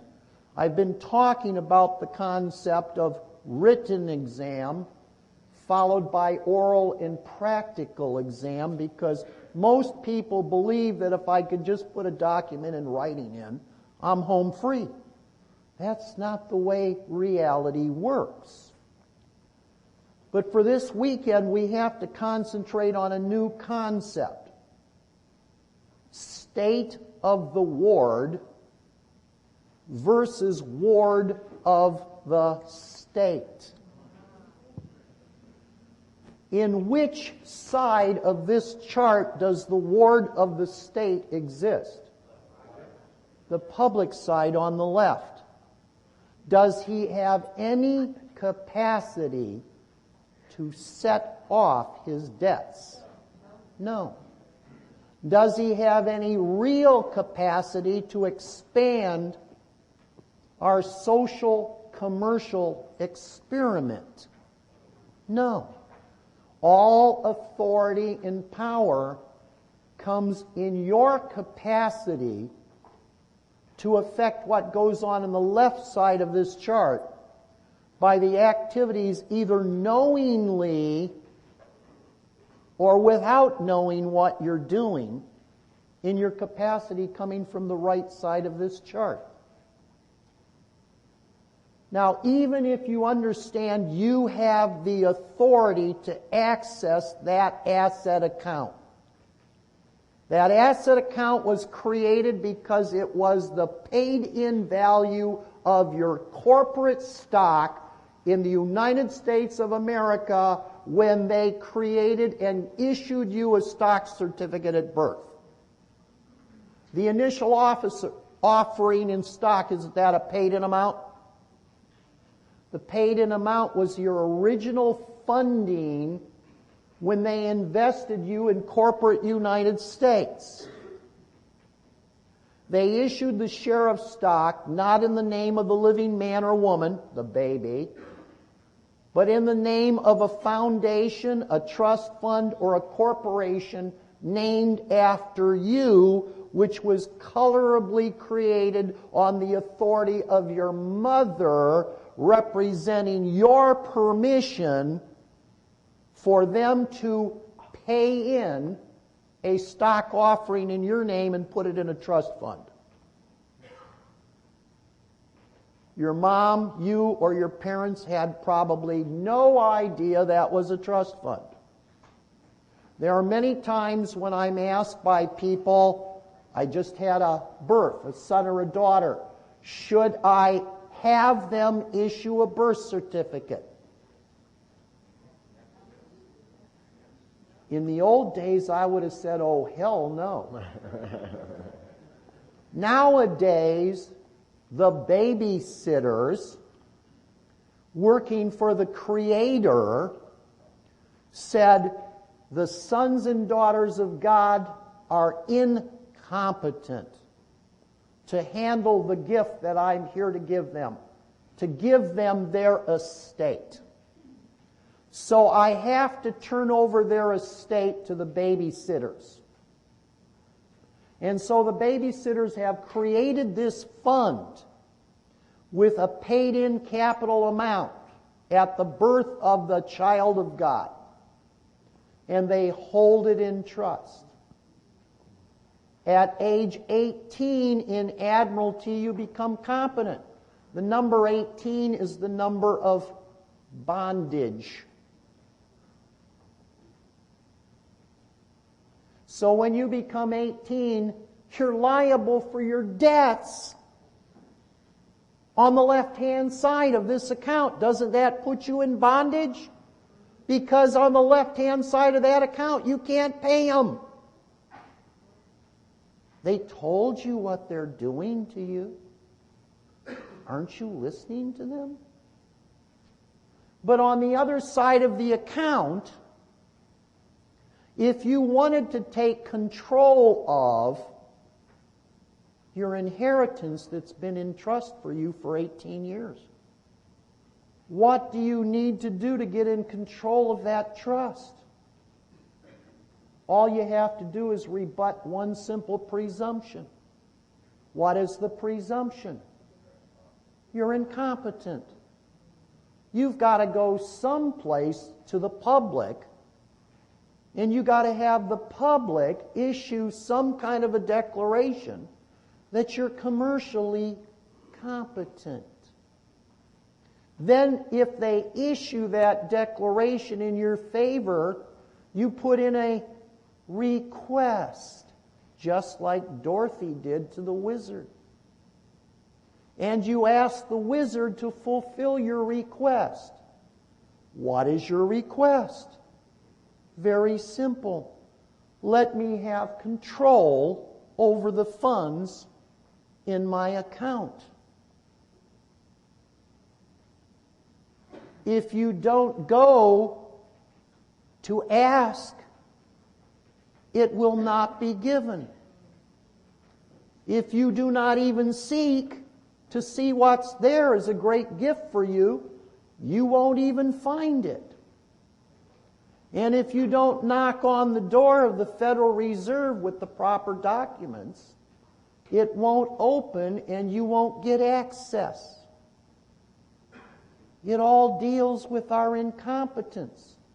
It all deals with the fact that we're operating as the scarecrow with no brain to comprehend what's going on.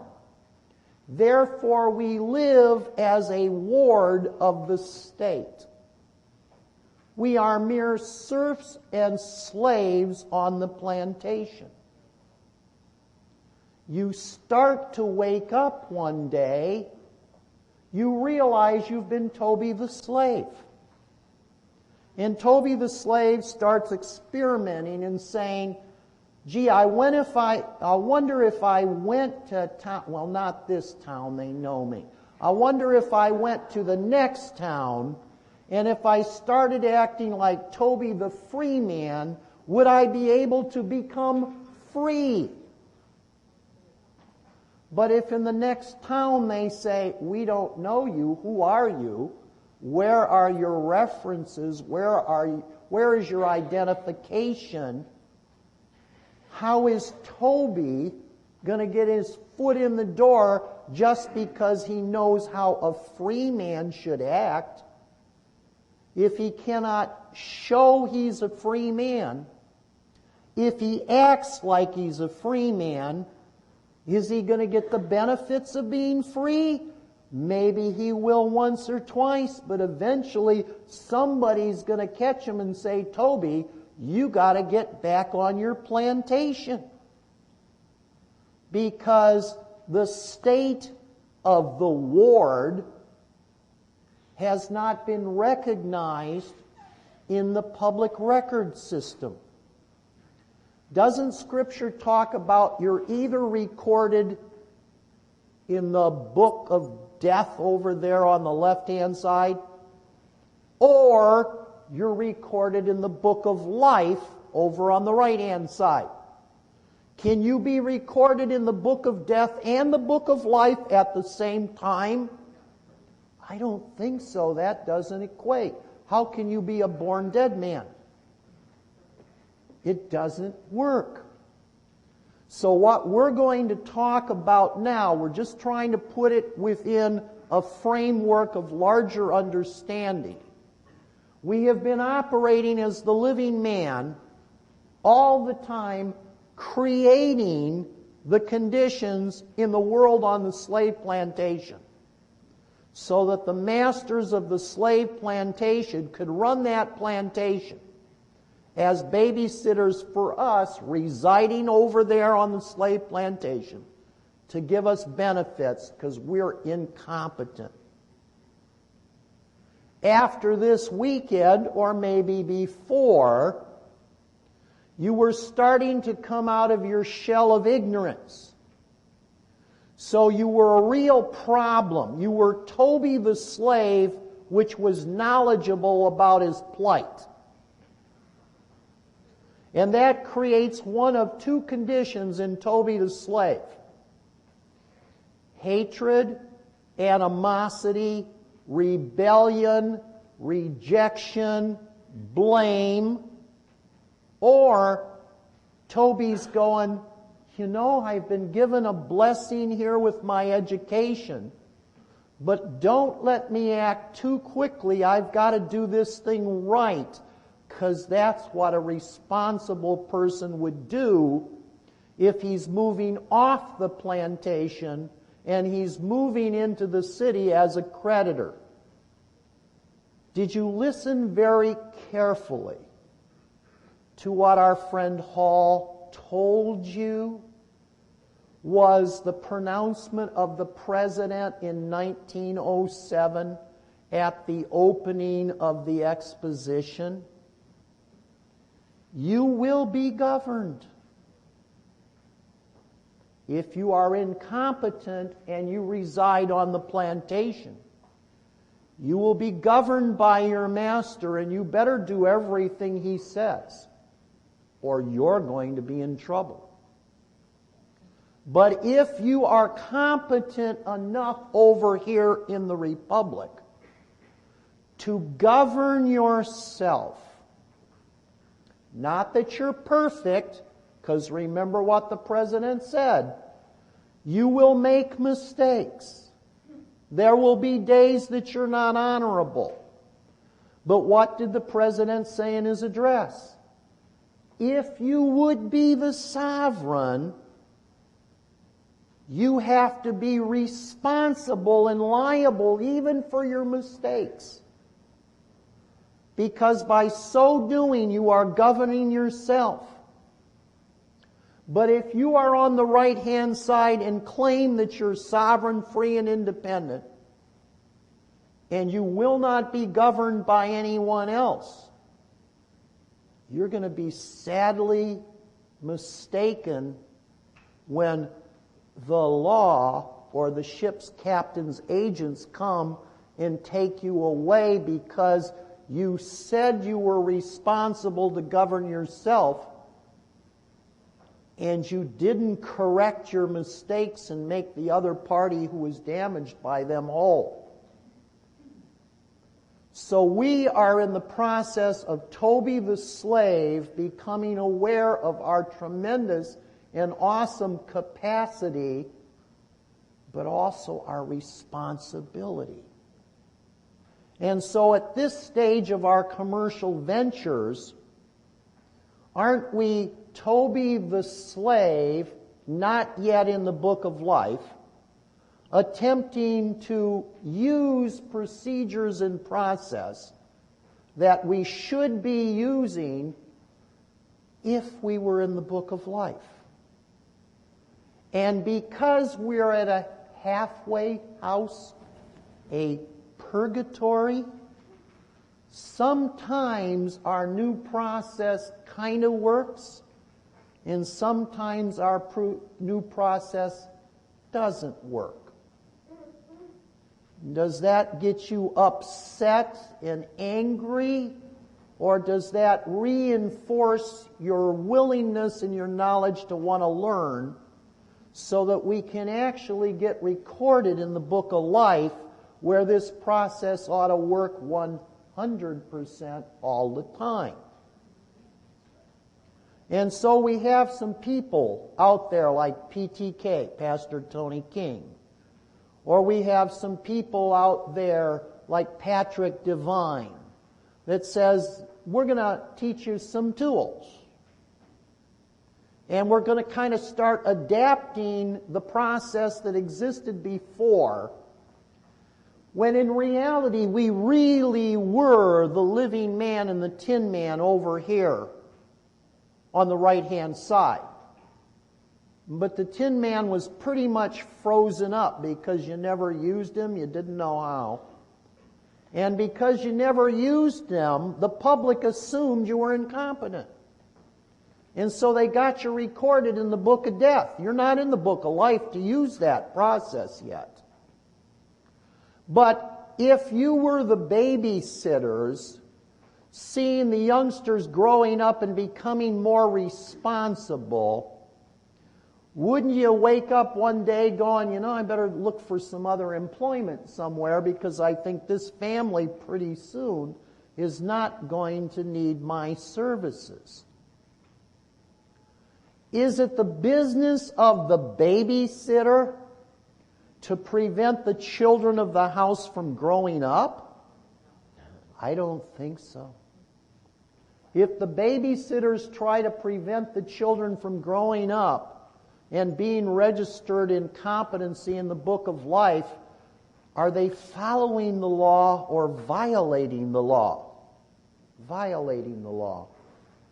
The sons of Cain that have been the babysitters have been very pleased with this world right now because they've got all of the commercial value of being paid to be the babysitters, and they're the trustees controlling the account, and it's extremely lucrative. But they don't care about the lucrative side. They can care more about the control side. There is a discussion in Scripture that there is a time in which our brother, the Messiah, might return. And there are many waiting for that return. Why would he return back to his children that are a bunch of debtors? Incompetent, irresponsible. Wouldn't he be waiting for the children to grow up to understand that when he returned, We could appreciate what He did for us and what He continues to do for us, instead of just whining and crying, "Oh, brother, we want you to do more, we want you to do more." Would He return if we are creditors with competency and we have no problems? Would there be any reason for Him to return? The first time He came was to solve a problem. Why would He come back if there's no problems that need to be solved? He wants us to grow up. He wants us to take control of the kingdom for Him, His Father, as agents. But if we become competent and we've grown up, and the sons of Cain violate the law and try to steal the inheritance from the responsible sons and daughters of God, might He come back to kick some butt at that time and assist His children who are now grown up and responsible? So isn't this plan of redemption and salvation waiting on us as the bride in the church to be ready and to be pure, to follow the law? Why are we acting like debtors? Incompetence. Does Jesus want to come back and marry a bride which is a problem? If you women are on the market, are you trying to go to your lowest possible level so that you can incentivize a husband to come and rescue you? What do you think the opportunity is going to be? Get a successful husband. Isn't that what the Son of God is waiting for, is for us? It's what we need to do. So, now, we're in a position of trying to resolve this matter without being in the book of life. We do know, even though we're in the book of death, they still have to get our signature so that the babysitters can finance and run that plantation. It's not their money. It's our commercial credit, which is a gift from God. It's not ours. It's a gift from God. Even when we get over here into the book of life, it's not our assets. It's the Creator's assets. So we are either a ward of the state or a ward of our Creator God. So all we have to determine is what state is our capacity of wardship in. Do we owe allegiance to the state, or do we owe allegiance to our Creator? If we owe allegiance to our Creator, we are a slave in the book of life. If we owe allegiance to the corporate state because we're incompetent, we are in the book of death and we're under the babysitters. So I guess our role as we grow up is to decide who is our king. Because we aren't sovereign. We are just an agent representing some sovereign somewhere.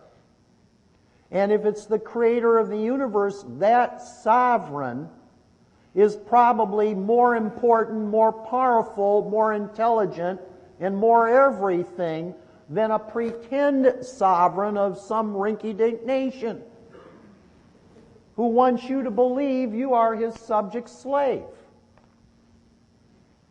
So let's go into the process now, this interim process, which isn't complete yet, but nevertheless is starting to train us in how to act as the Tin Man, and how we are going to get our remedy 100% of the time unless they violate the law, after we transfer to the Book of Life.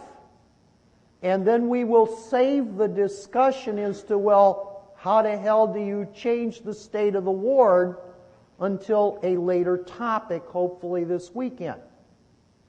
So the process today is you get a bill to the straw man. And the statement really doesn't come to the living man because the statement there is a liability which was generated on the left side of the screen, right?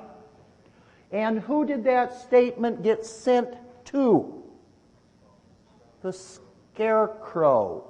Remember, your straw man has two sides, box 2 and box 6.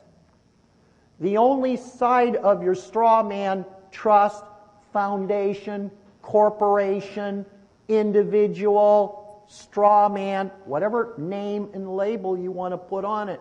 Remember what a name is? It's just a word, sounds, and symbols, isn't it? It's an artifice in order to create a system by which we are either going to confuse you as to who you are and what your role is, not what is your name and where you reside, but who you are and what your purpose in existence is here in this world or the world, and how you're going to act and react based upon who you believe you are and what your game is. Well, in that public world, the debt goes to the scarecrow. Now, remember, the scarecrow is the receivables department, right?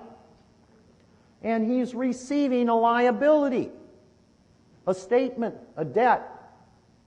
Isn't that what he's doing? So naturally, in their system, they can't see through the mirror. The only part of this entity they see is the scarecrow. And they go, here you go, dude. This is yours. The scarecrow acknowledges receivables, but we didn't talk about it yet. There are 3 signatures that you produce. You have a signature for box 1, the living man or woman. You have a signature for box 2, the tin man, creditor. You have a signature for box 6, the scarecrow. When do you use them and what's the difference? When do you use a signature for the living man? Well, mostly in commerce, which mostly takes place in their system on the left side of the chart or on the truss below the line. The living man never appears. The living man's signature has the word by, colon, in front of his script signature. That's the living man. The tin man is the creditor. When it comes to the foundation, the trust, the corporation, the individual, the straw man account, he's the creditor. He appears in commerce on the republic or the private side. His signature is clean script, no words of description, no words of limitation. It's his full commercial capacity. That's what a creditor does.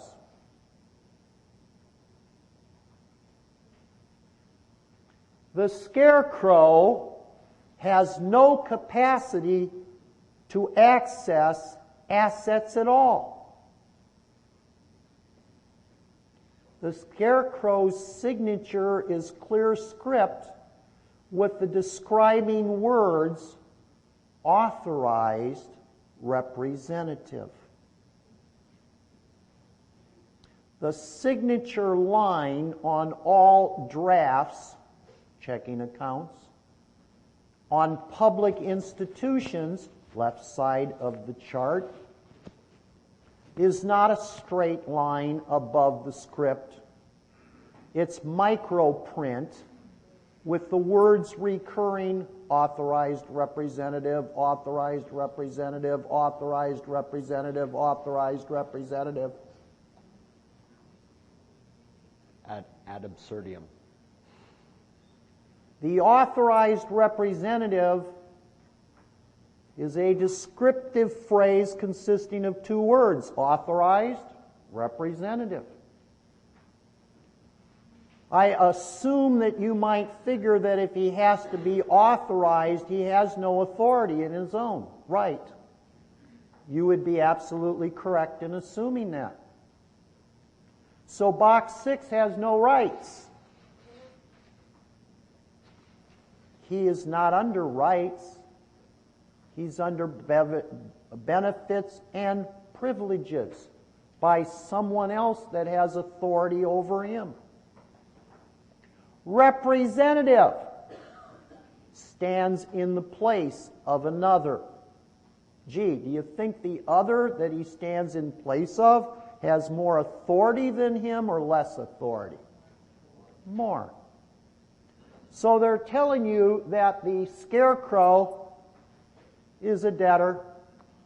The only reason he has power is somebody with authority gave him some power to act for them. Why would somebody give the scarecrow authority to act for them? Because the one that has the authority that gave it to the scarecrow exists in a foreign land and does not want to make a general appearance in the land inhabited by the scarecrow, granting personam jurisdiction and coming under the slave system of that foreign jurisdiction. So they let Toby the slave scarecrow hang out on the public plantation, but then the scarecrow is given a training in a brain or a mindset that says, Toby, don't try to do things for us you're not authorized to do. We are going to only authorize you to do certain things for our corporation. We authorize you to sign for receivables, and we authorize you to receive commercial presentments for the corporation. Let's go back to our last diagram. We starting to get a picture here? That when the public corporations send out a statement or a bill, this diagram needs to be corrected because it first goes from the corporation down to the scarecrow, who is only an authorized representative. He's a mail drop. And what does the mail drop do? Forwards the mail to the real party of interest, which is across that line. And where we have man over here, that's Tin Man. And the lion is right next to the Tin Man, giving him some courage, and the lion is an image of you or me. So now the statement has been tendered to the Tin Man. Isn't he the banker creditor for the corporation, the trust, the foundation? Now, what is his signature like? Clean script, no description. Unrestricted. There you go. What kind of signature do you need on the application for the birth certificate? Clean signature. So your mom applied for the birth certificate in what capacity? The trustee of your trust. The Tin Man of your trust. She did not limit your rights. She did not restrict her capacity. Where is the number 2 box? Above the line in the trust or below the line in the trust? Above. It's got to be unrestricted because you are the only source of creation of commercial energy for all the systems of the universe. God put that in you. Now, a problem ensued when all of this crap got drugged below the line with the birth certificate, because nobody came back and took charge as the trustee on the private side. They abandoned that to the government, and so the 2 box got pulled below the line and looked like the 5 box until we correct that. But even so, you needed an unrestricted signature because the offer came out of the republic where your mom had as your agent clear title to create something of value in your behalf. You want to blame the lawyers and the government for what got created of value for you? Is that your problem? When you looked in the mirror this morning, who was the greatest creation God ever made and who was the biggest fool? Was looking right back at you. That's your problem. You don't know who you are. Alice in Wonderland. Alice came to a break in the road. Who? Who's that? Who? Oh, you up there. Which way should I go? Did the cat answer with a statement? Question. Where are you going to? I don't know. Well, then any way will do.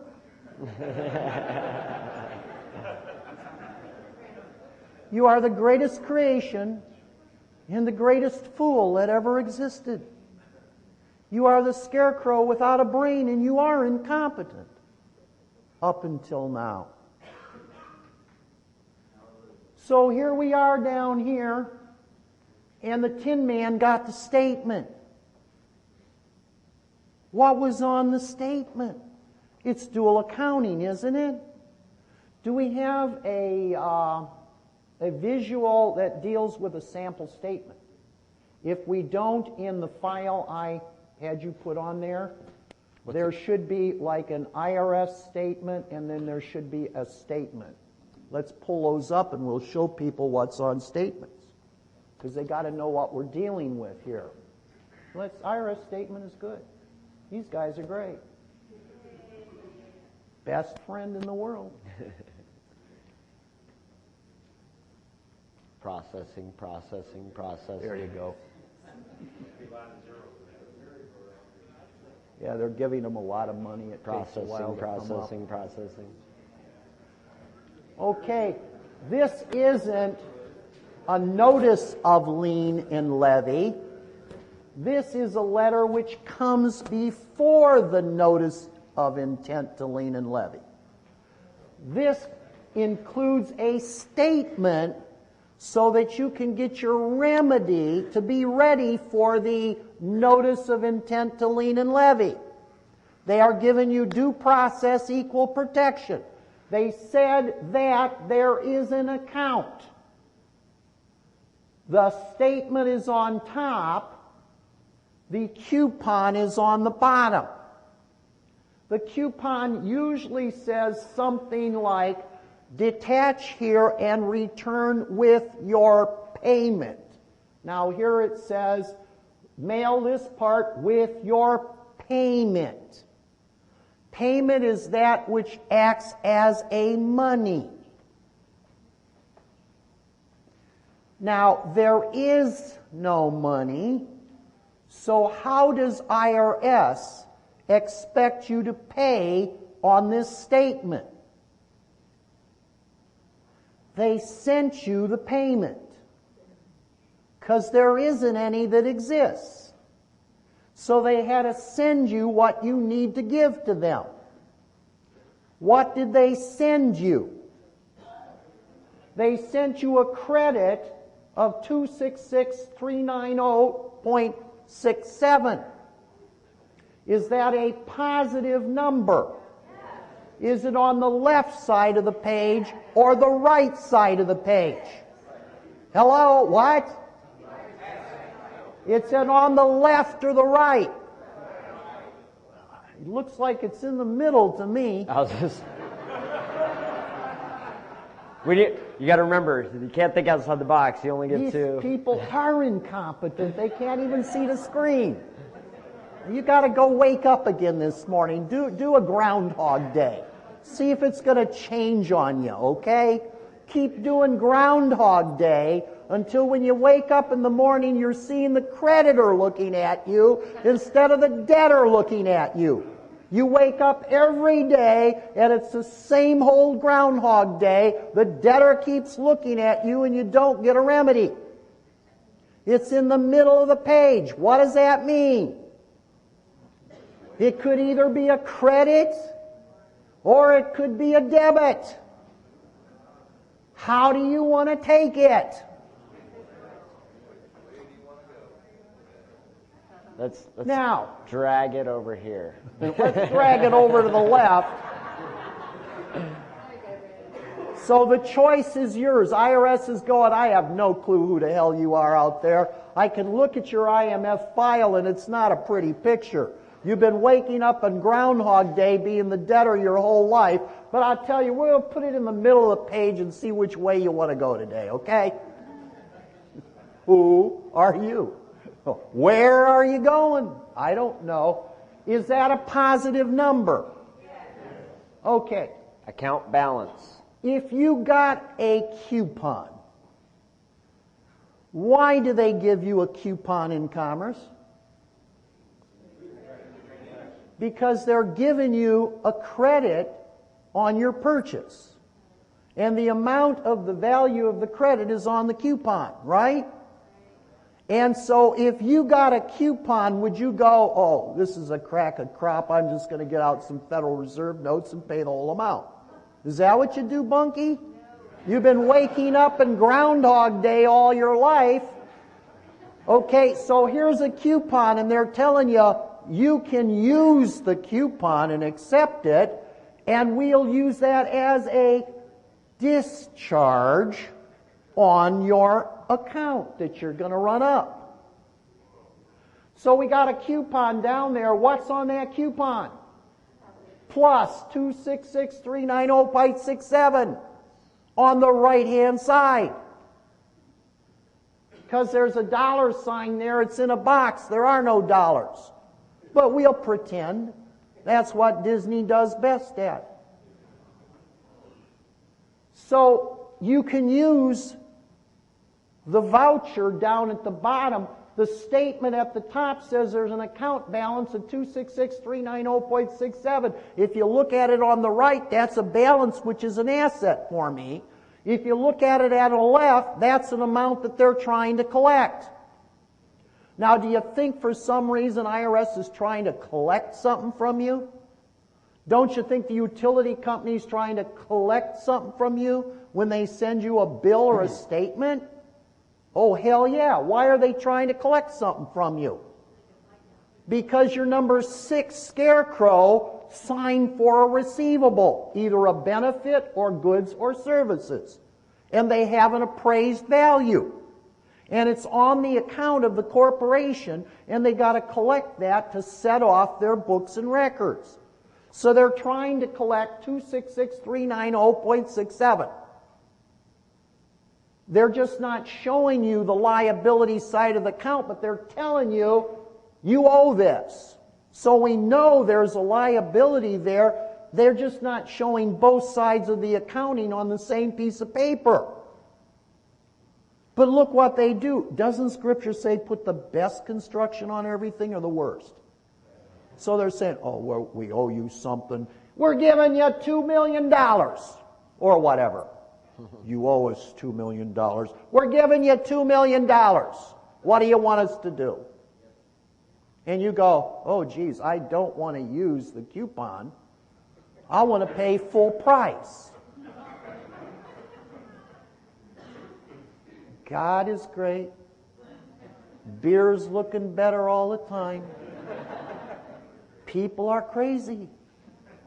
It's right in front of them, and they don't know what the hell they're doing. Their Tin Man is frozen up.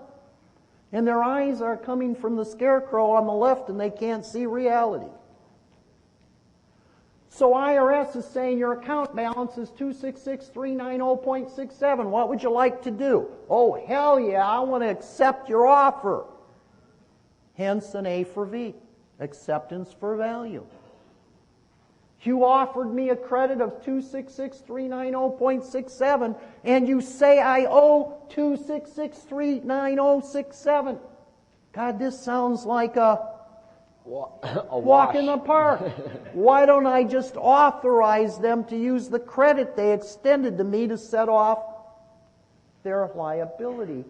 Zero out the account, have a nice day, I'm going fishing. And interesting little thing I just thought of, if I send in Federal Reserve notes, I've exchanged it for being a debt for my corporation to being a debt for the United States. That's why it falls off the balance sheet. They say, oh, you don't want this. You want to give that to the United States.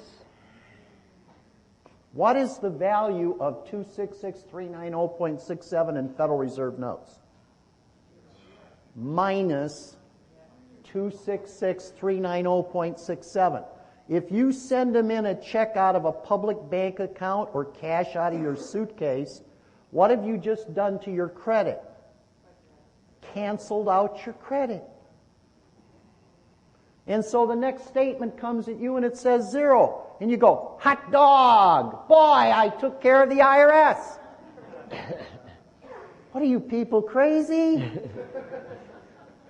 You replaced an asset with a public liability which zeroed out your account, and it shifted your problem onto every other passenger in the vessel, which includes yourself. So what did you do? Just go out and buy another six-pack, man.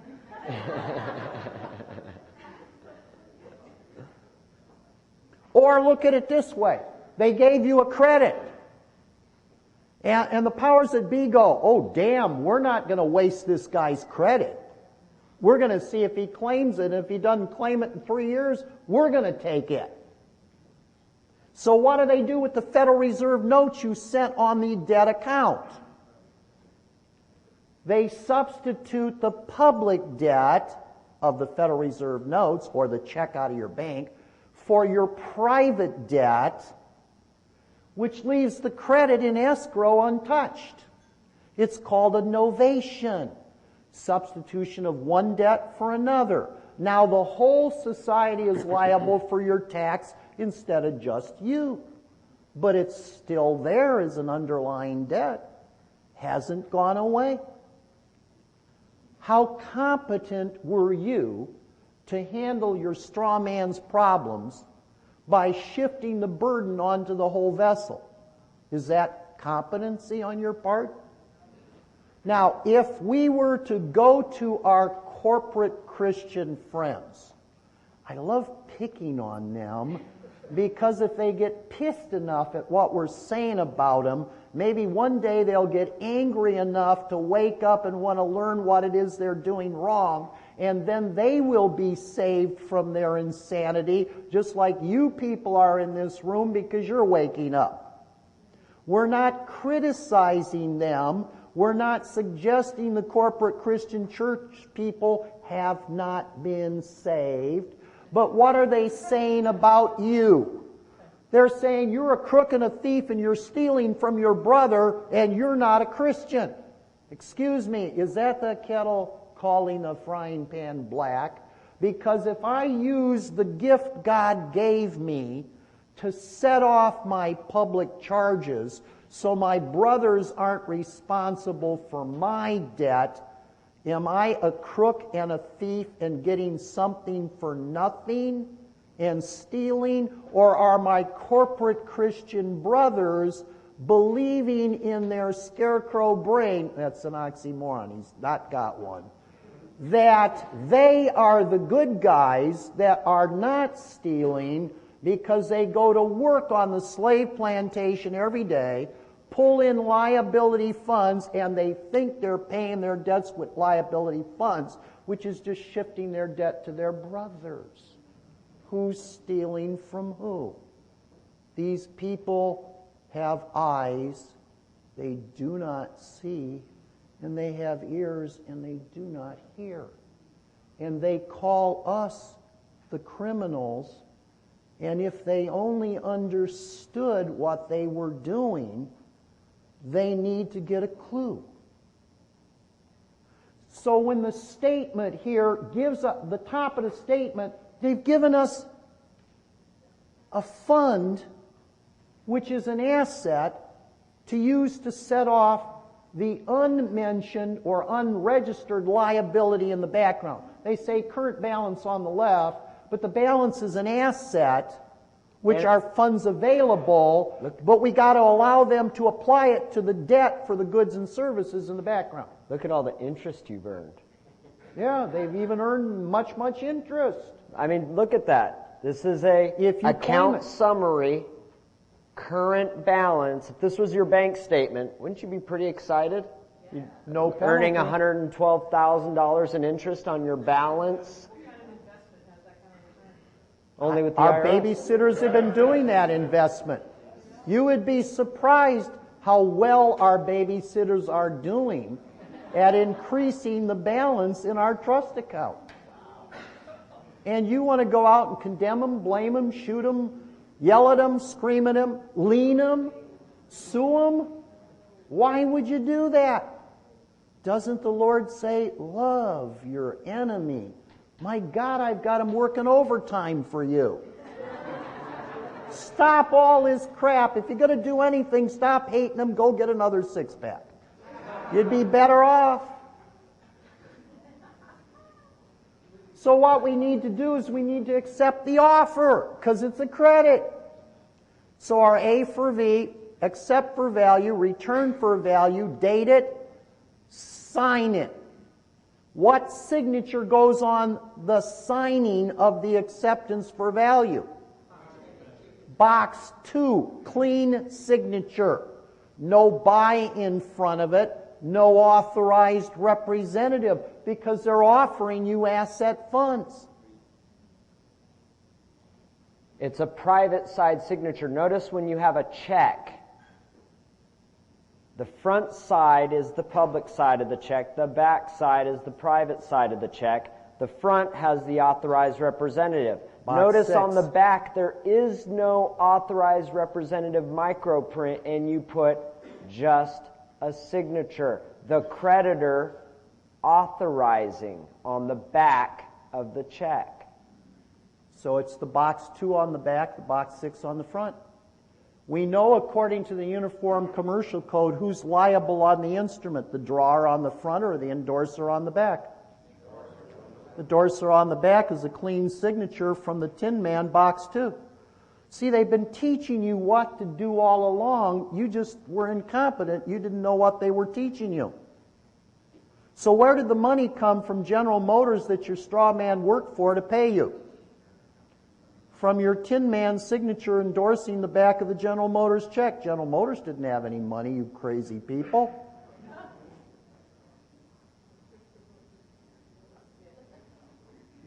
What world did you get born into and grow up in? It wasn't the world above the line.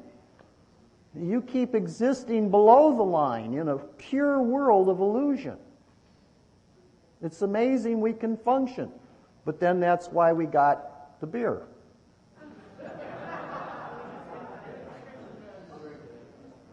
Okay, so we're doing the accept. Now on the coupon down below, that's where the deposit is going. Now we need an account on the top.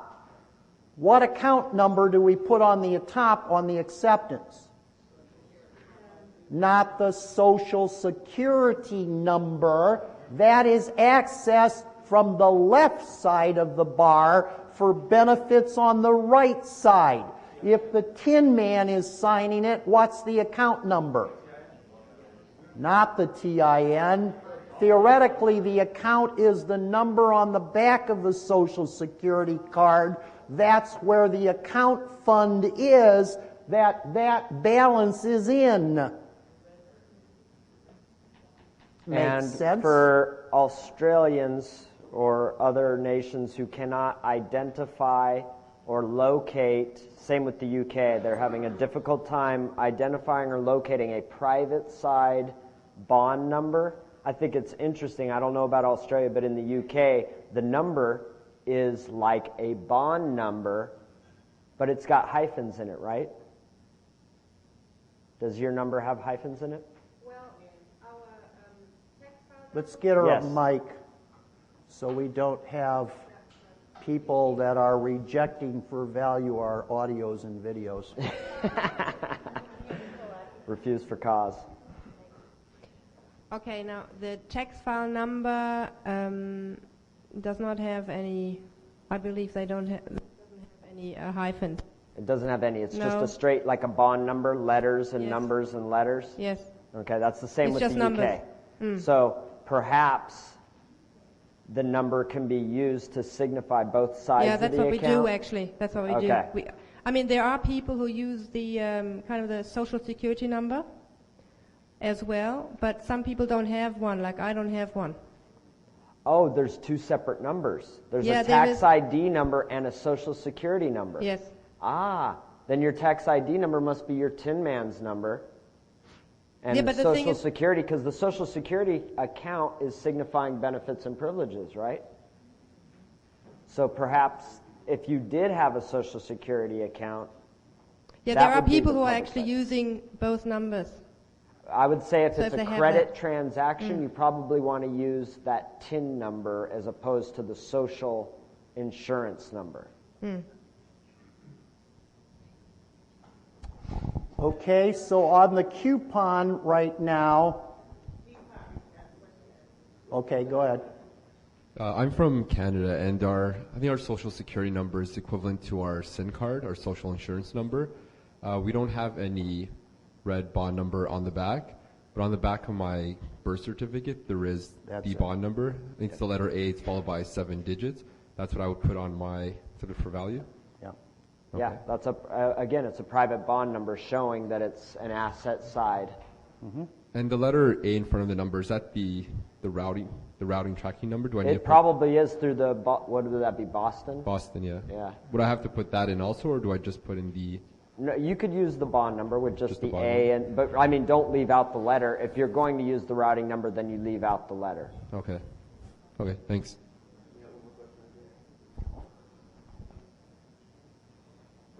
There goes the endless series of And that's, questions. I know a again. lot of people I know have tried or attempted to use the routing number and account number signified by the number on the back of the card to run public side transactions through e-check type services. What is wrong with that picture? It's public side. Don't It's not see the you're not account. creating an asset. When you don't have this right here, this account statement balance. They're showing you, here's your asset. If I'm on a website entering routing numbers and account numbers, this isn't there. There's no signature to monetize it. So good luck with those. I know people are still trying. But I don't see it happening because you're trying to use an asset on the liability side. That account's not for drawing funds from, it's for setting off. Yes. Go ahead. Okay. So I don't have a birth certificate. I was born in South Korea, so I have an immigration card. Would I use the number that's on the card?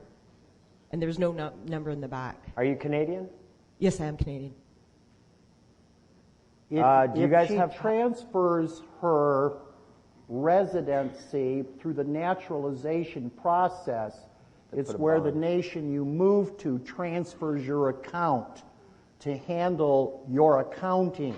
So through the immigration, if there's a naturalization process where citizenship moves, you should be able to use that naturalization document as the source, like your birth certificate, of establishing the fund that Canada now would control. Right, so it would be the number shown at the front because there is no physical number in the back of the card.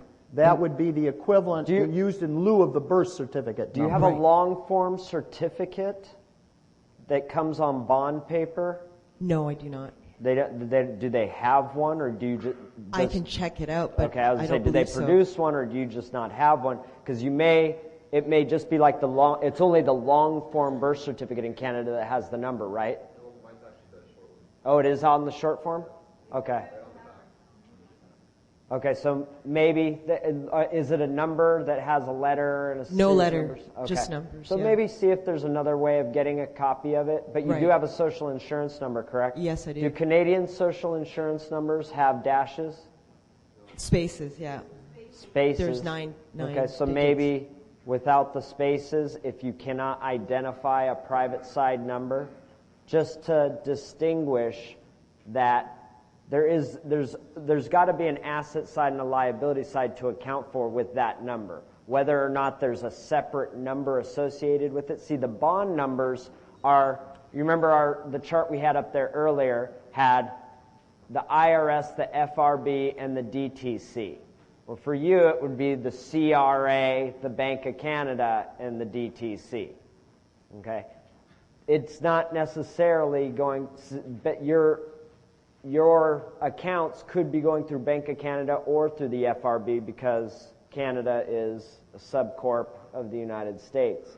Right. So that number may be able to be used just as to distinguish between asset side, liability side. I don't think the minutia is important because guess what? If I use the number with no spaces, there is a way for them to associate that with an asset side account that you authorized into existence. So, I mean, we were doing A for Vs with the number with no hyphens, the Social Security number with no hyphens before. And that's showing the asset side, the Tin Man's number. We've just now learned that since there's a process in there where the FRB is involved, why don't we use the FRB's number? But if you can't identify the FRB's number, it's not like the DTC can't figure out where to route those funds through. Okay, so I just want one more time clarity that it's just the number that I would use and there is no letter, that's okay, just... Yeah, you can use the number with no spaces, no dashes. Just, I mean, if you cannot positively identify a number through FRB or Bank of Canada to connect to the DTC, then you definitely want to use that social insurance number because the DTC can figure out which account to route that through. Okay, thank you. Would you agree, Jack? Yeah. Remember, those three entities, every created entity is legislative, executive, and judicial. Threefold process. God the Holy Spirit is legislative. He's the creator. He's the feminine side. He speaks things into existence. God the Son is executive. He's in the real world to carry out everything that God intends to do. God the Father is judicial. When the Son was here, he said, I'm not here to be a prosecutor in charge, and I don't judge. My Father judges. So he's judicial. The DTC is legislative. That's the intent of the parties. Who's got what property registered in what account?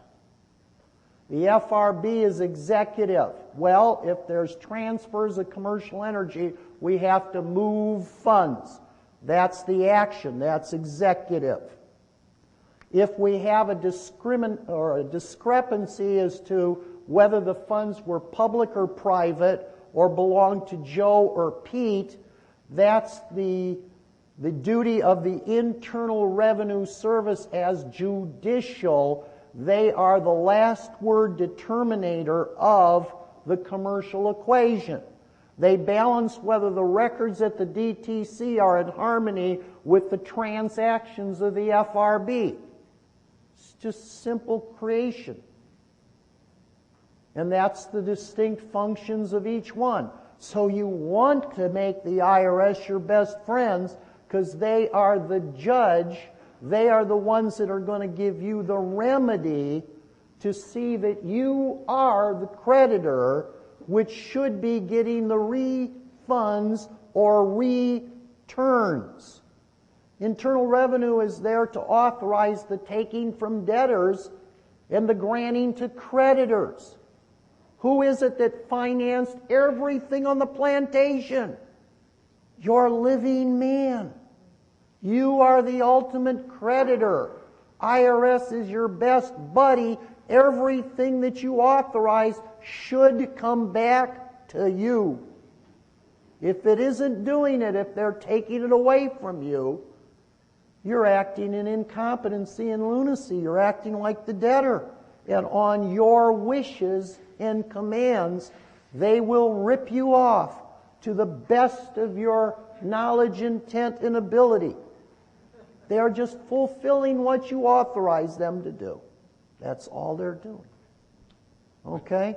So down below here, see, the thing that is the money is the offer on the statement on the top. They authorized you to use 266,390.67, which is why you accept their offer. This is your money if you want to use it.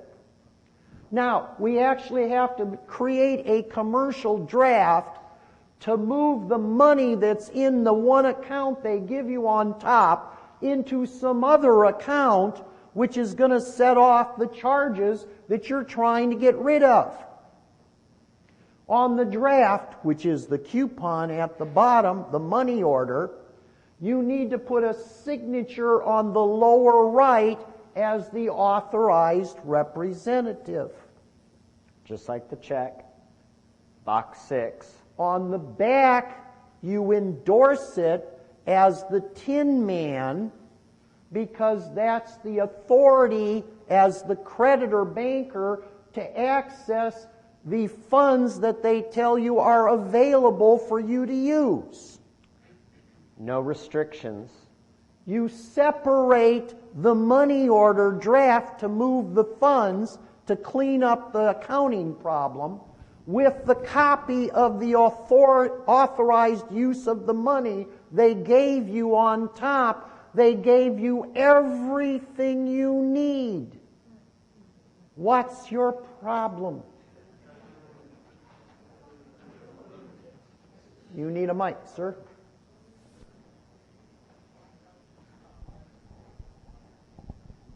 Is the opposite side of the voucher not something that we should focus on more clearly and be more specific about in our directions? That as the issuer of this credit, should we not be directing, not just on a situation like this, but on checks as well, actually start on the reverse and put our verse or our directions down about what we want to see happen to the credit?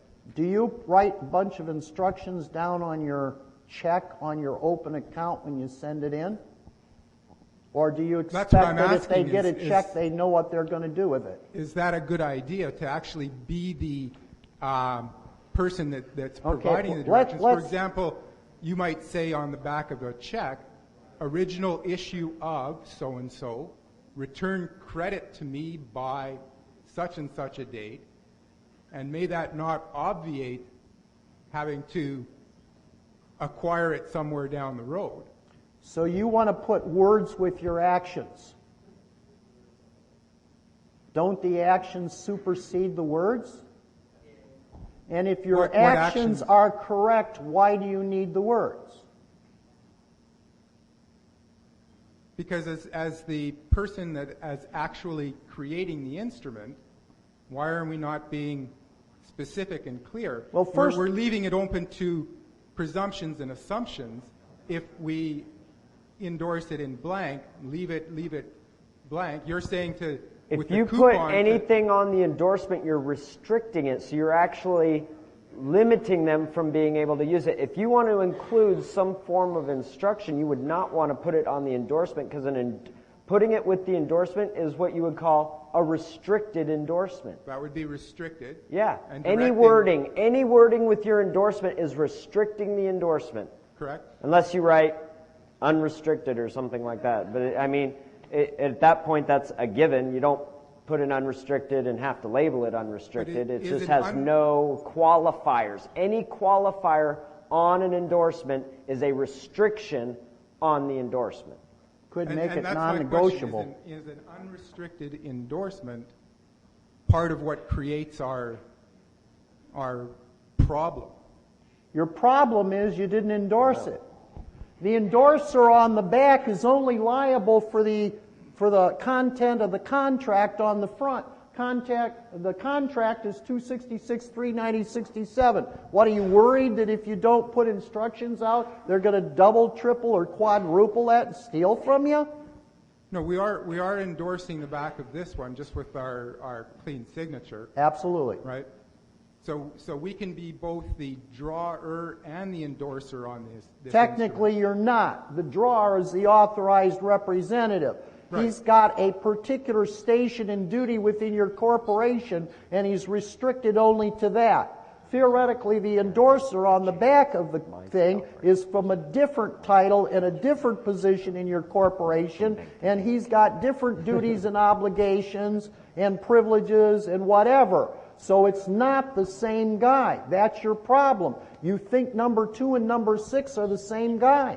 No, that's not my confusion. I think my confusion stems from the difference that when we produce a check and just sign as the authorized representative and turn it over to somebody, we haven't done any kind of endorsement on it. Absolutely, which means we're not liable. Whoever gets it's going to create the funds. When we they sign, have to endorse it after us. You said something before I can't remember what you said. When you create the funds or something like that, are we creating the funds by signing either top or bottom on this? No, we're not creating anything. It's already stated there is a credit in an account. We're not creating anything. Our signatures are not there to create its authorization to use what they say already exists. Go ahead and use it. Is that acceptance? Or if we say, hey, wait a minute, we're not sure whether we really want you to use it, we're going to put a bunch of conditions. Is that an acceptance? Or is that an argument? If it's an argument because it's not a full acceptance, are we in a dishonor? If we're in a dishonor, can we act like a creditor? So our signature unrestricted on the back of the coupon and on the acceptance, even though it's there, it ain't there because you can't exercise that position, because by being deposed through your dishonor, you're taken out of the capacity of being the creditor to authorize the acceptance of the offer of the credit and to endorse the back for funding.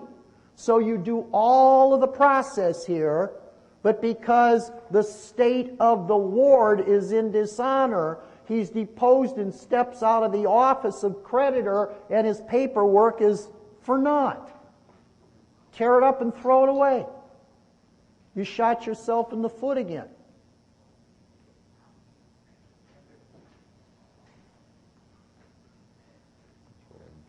We're going to have to forego lunch. We just got way too many questions, man.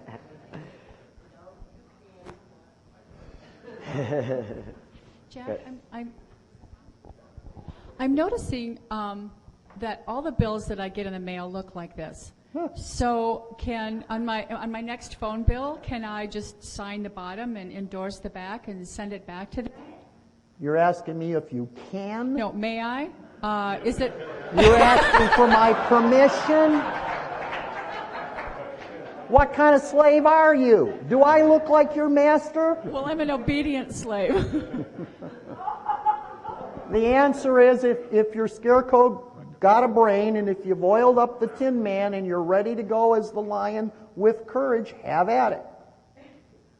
Even with my credit card bills. Whatever. Yeah. Okay. Don't forget you need that acceptance statement on the statement. You're authorizing them to use this balance. So you can't just sign the bottom, authorize and endorse the back of the coupon. You need to authorize them to use this what's in the account, the current balance. Well, let's lay the foundation. We haven't laid the foundation as to why this exists. We said that they created this tremendous fund for you with the birth certificate application. Let's tie it back into the political world. Back in 1933, when FDR came out and he said, okay, dudes, this is what I'm going to do. I'm going to steal the titles to all your property. There you go. I took you from king to slave. And then remember, the Supreme Court for a number of years was really very unhappy because everybody started suing FDR's administration, saying it's unconstitutional, you cannot do this. It's theft.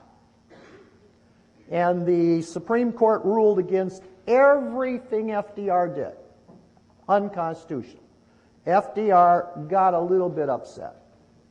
And he came back and he said, under the Constitution, there's no limit to how many Supreme Court judges I can appoint.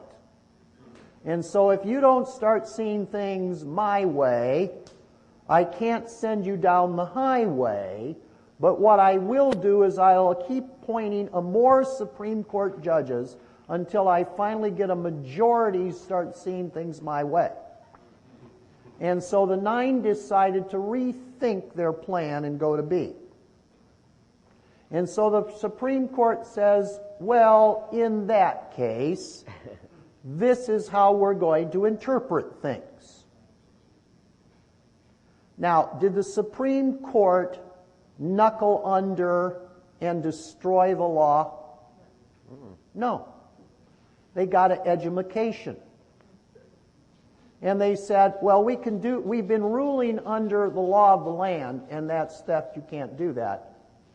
Let's just shift the public side under Supreme Court rules in a paradigm shift to law of the sea. And we'll think of FDR as the captain of the vessel, and he can do anything he wants, which means that'll make him happy. But we have to protect the passengers on board the ship. You can't have it both ways. So if you're going to take something away from the people, you've got to give them something of equal or greater value than what you're taking away, because if you give them something of equal or greater value, it's not theft under the law, it's not unlawful conversion under the law, you're not violating their unalienable rights. So what did he give us that replaced the titles to the property? Well, the question is, why do you need titles? Well, if you had titles to commercial property, couldn't you control? Couldn't you use the properties in commerce to make a living, gains, and profits, and become wealthy enough to pay any debts or obligations for whatever you might want to acquire as goods and benefits in your life? So in reality, the ability to have legal title to properties, control your destiny so that you could become as wealthy or as poor as you want. Life is on you. But then if the government said, well, you know, we want your title so we could become as wealthy or poor as we want. But I'll tell you what we'll do. We'll make you this counteroffer if you give us your titles and you incur any liabilities on an account for goods and services you want. We'll pay it dollar for dollar. So if we're going to discharge all your liabilities dollar for dollar, why do you need titles to property? Just go out and have a nice life and we'll take care of your debts. Why do you need titles to property if the government's willing to take care of all your debts? You don't need assets, right? So the government did this, and so why the hell do you think they keep offering you a credit for every account you run up? Because under HJR 192, they said because we stole your titles, we've got to pay your debts. Just shift the burden to us. Dollar for dollar. Did they keep their end of the promise? Appears as though they did. Are you accepting their offer in return for the titles they stole from you? Oh, hell no. You're going to tough it out. People are crazy. What? You don't have a mic. We have to go to lunch. We're coming back to do court. You have no authority to speak to our group. He wants you to And do now also he's the walking example away of the from you. thing. See, Deepak's got friends. You're not on his side, dude. I know. When you're doing the A for V, Doing your example on it. when you're looking up your social security number, it has on the back, it has the letter and then the 8 numbers. Yeah. And the account numbers have a total of 10, so you have to add the 2 zeros in front of those numbers. Well, you only have 8 numbers there in one letter. You need 10 numbers for the placeholders. You put 2 zeros in front. Right. Those numbers are irrelevant and immaterial. The letter out in front tells you the routing number for the Federal Reserve Bank at which that account is located. Now, presumably, see, you've got an account with assets in it. How much assets are in it? Well, they're on the private side, they know. But you've been on the public side, so you have no clue. We talked about the fact that at birth, they prepaid the stock certificate, possibly $670,000. There have been claims that because of the investments, the dividends that have rolled over in the 18 years from the time you were born until the time you were 18 and could have become of commercial age, to ask for either a liquidation of the account or at least control over the account. The presumption is that the value of that prepaid stock probably is in the order of $10 to $20 million at the time of 18. Did you have a clue that God's gift had increased by that amount? Under the babysitters, which you guys seem to hate. But they've probably been doing a pretty good job for you. Now, if you went out after you were 18 and you worked for General Motors, let's say you were pulling in $100,000 a year, why in the world on the W-2s were they reporting to Social Security $100,000? Because General Motors never paid you, and $100,000 went into your asset account that was there for you.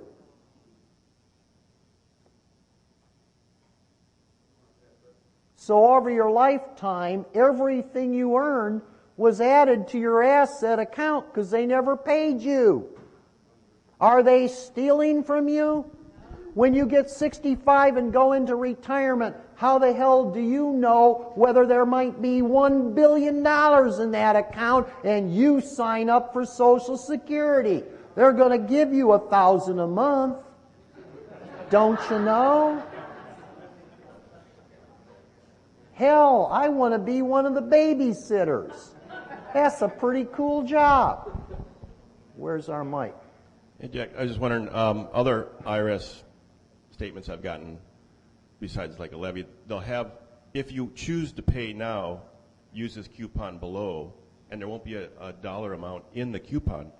You got to put it in. Right. Just like on a check, how much are you authorizing them to convey from account A to account B? And if I have many years that I owe, is there a limit to what I can put in that box? Well, all you're trying to do is set off a debt. If you overpay the debt, those are asset funds, and so they'll send you a refund check. Except what they'll do is they'll play games and they'll say, well, you're due this amount, but we're holding it in case you got a tax for another year. Right, they'll credit another, okay, thank you. So All right, last question. they are inducing you to see if you're going to come back and act like a creditor or a debtor. If you come back and act like a debtor, what will they do to the tax you just authorized payment for by doing this process? They'll reverse it and say, no, that was a mistake. You still owe us the money. Because you can't be a creditor sometimes and in dishonor as a debtor other times.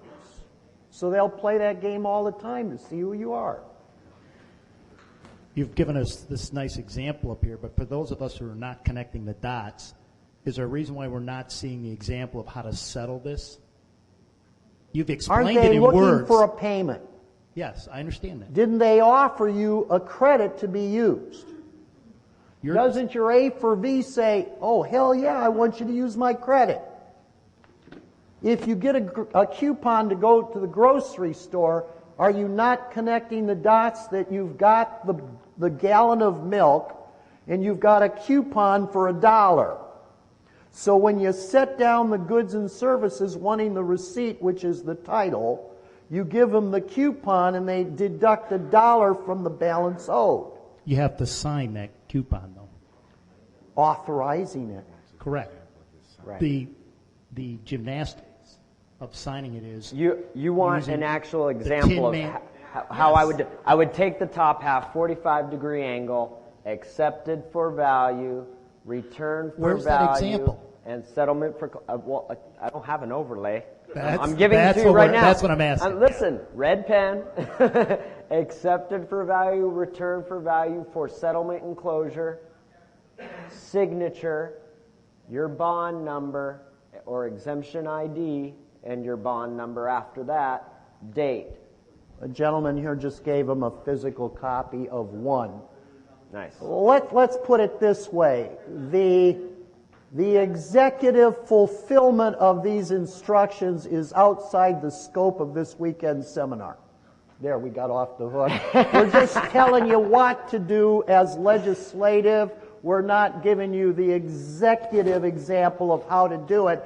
Come back next week, and we will do that seminar. Okay? And there's actually, you guys on the data discs you got, there's probably a couple thousand documents on there, and included in there are several examples of different acceptance statements. But again, you must have the knowledge and the understanding of which statements to use, because that statement I just said, I would not use on every. If this was my electric bill, I would not say for his settlement and closure. Turn the lights off. Because the lights would be off. I wouldn't owe any money, but the lights would be off. So you got to have knowledge on which acceptance that you're going to use on your statements. Okay, we've got to go to lunch. We've done the concept of the A for V, R for V. Is this all we could teach and learn about it? Oh, hell no. But we are a democracy, right? I can agree with my brother. Who's getting hungry? We are. Hungry people prevail. We're taking one more question and then we're adjourned. Quick question. That's coming from the public side, that statement, correct? Well, the statement was coming from internal revenue and they gave us an offering. Right. Now let's say this. Who are we going to send this back to? That's my question. Now we are dealing with asset funding. Right. If we send this back to the Internal Revenue Service, the offices being on the left side or the public side of the chart, those people are going to look at the asset and what are they going to say? I don't know what to do with Oh, this. hell no, there's no balance account here. You failed to send us the check or the money order. If you return it to the private side of the IRS, they will go, oh, they want us to access this fund right up the street here, set it off and close it. But this is only the first test. And we need a double witness to everything. So if you do it right and send it to the right part of internal revenue, private side, now don't get a million questions as to where that is right now, because we voted for lunch and we're already in contempt of that vote, so we got to keep this brief. The concept is then you send it to the private side. Do you ever hear from them? Usually not. But then be prepared, because the scarecrow is going to get a communication. He's going to get a letter from someone on the public side of Internal Revenue Service. And it's going to say, is it going to talk about this?